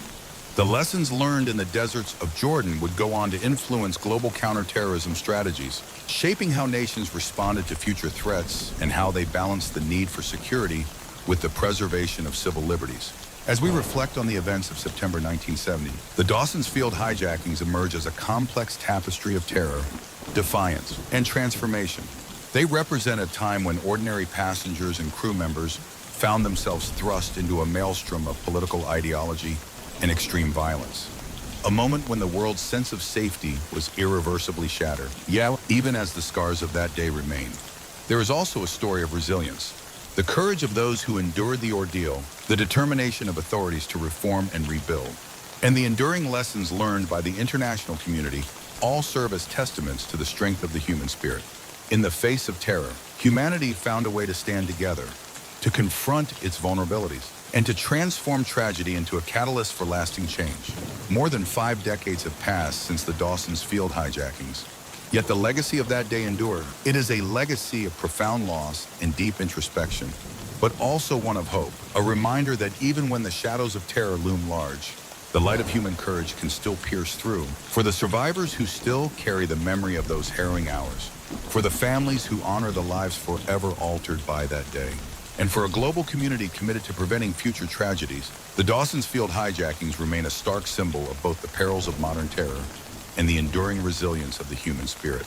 In classrooms, in policy discussions, and in the quiet moments of personal reflection, the story of those fateful hijackings is recounted, not merely as a series of events, but as a living narrative that challenges us to learn, to remember, and to build a future where the mistakes of the past are not repeated.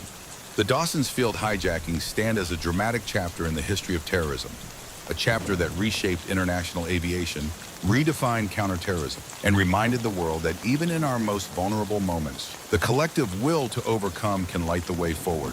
As dusk falls over the desert and the memory of that day is passed down through generations, the echoes of terror, courage, and transformation continue to resonate. They call upon us to remain vigilant, to honor the sacrifices made, and to embrace the enduring power of hope, a hope that, like the first light of dawn over a desolate horizon, promises that even the darkest night can give way to a new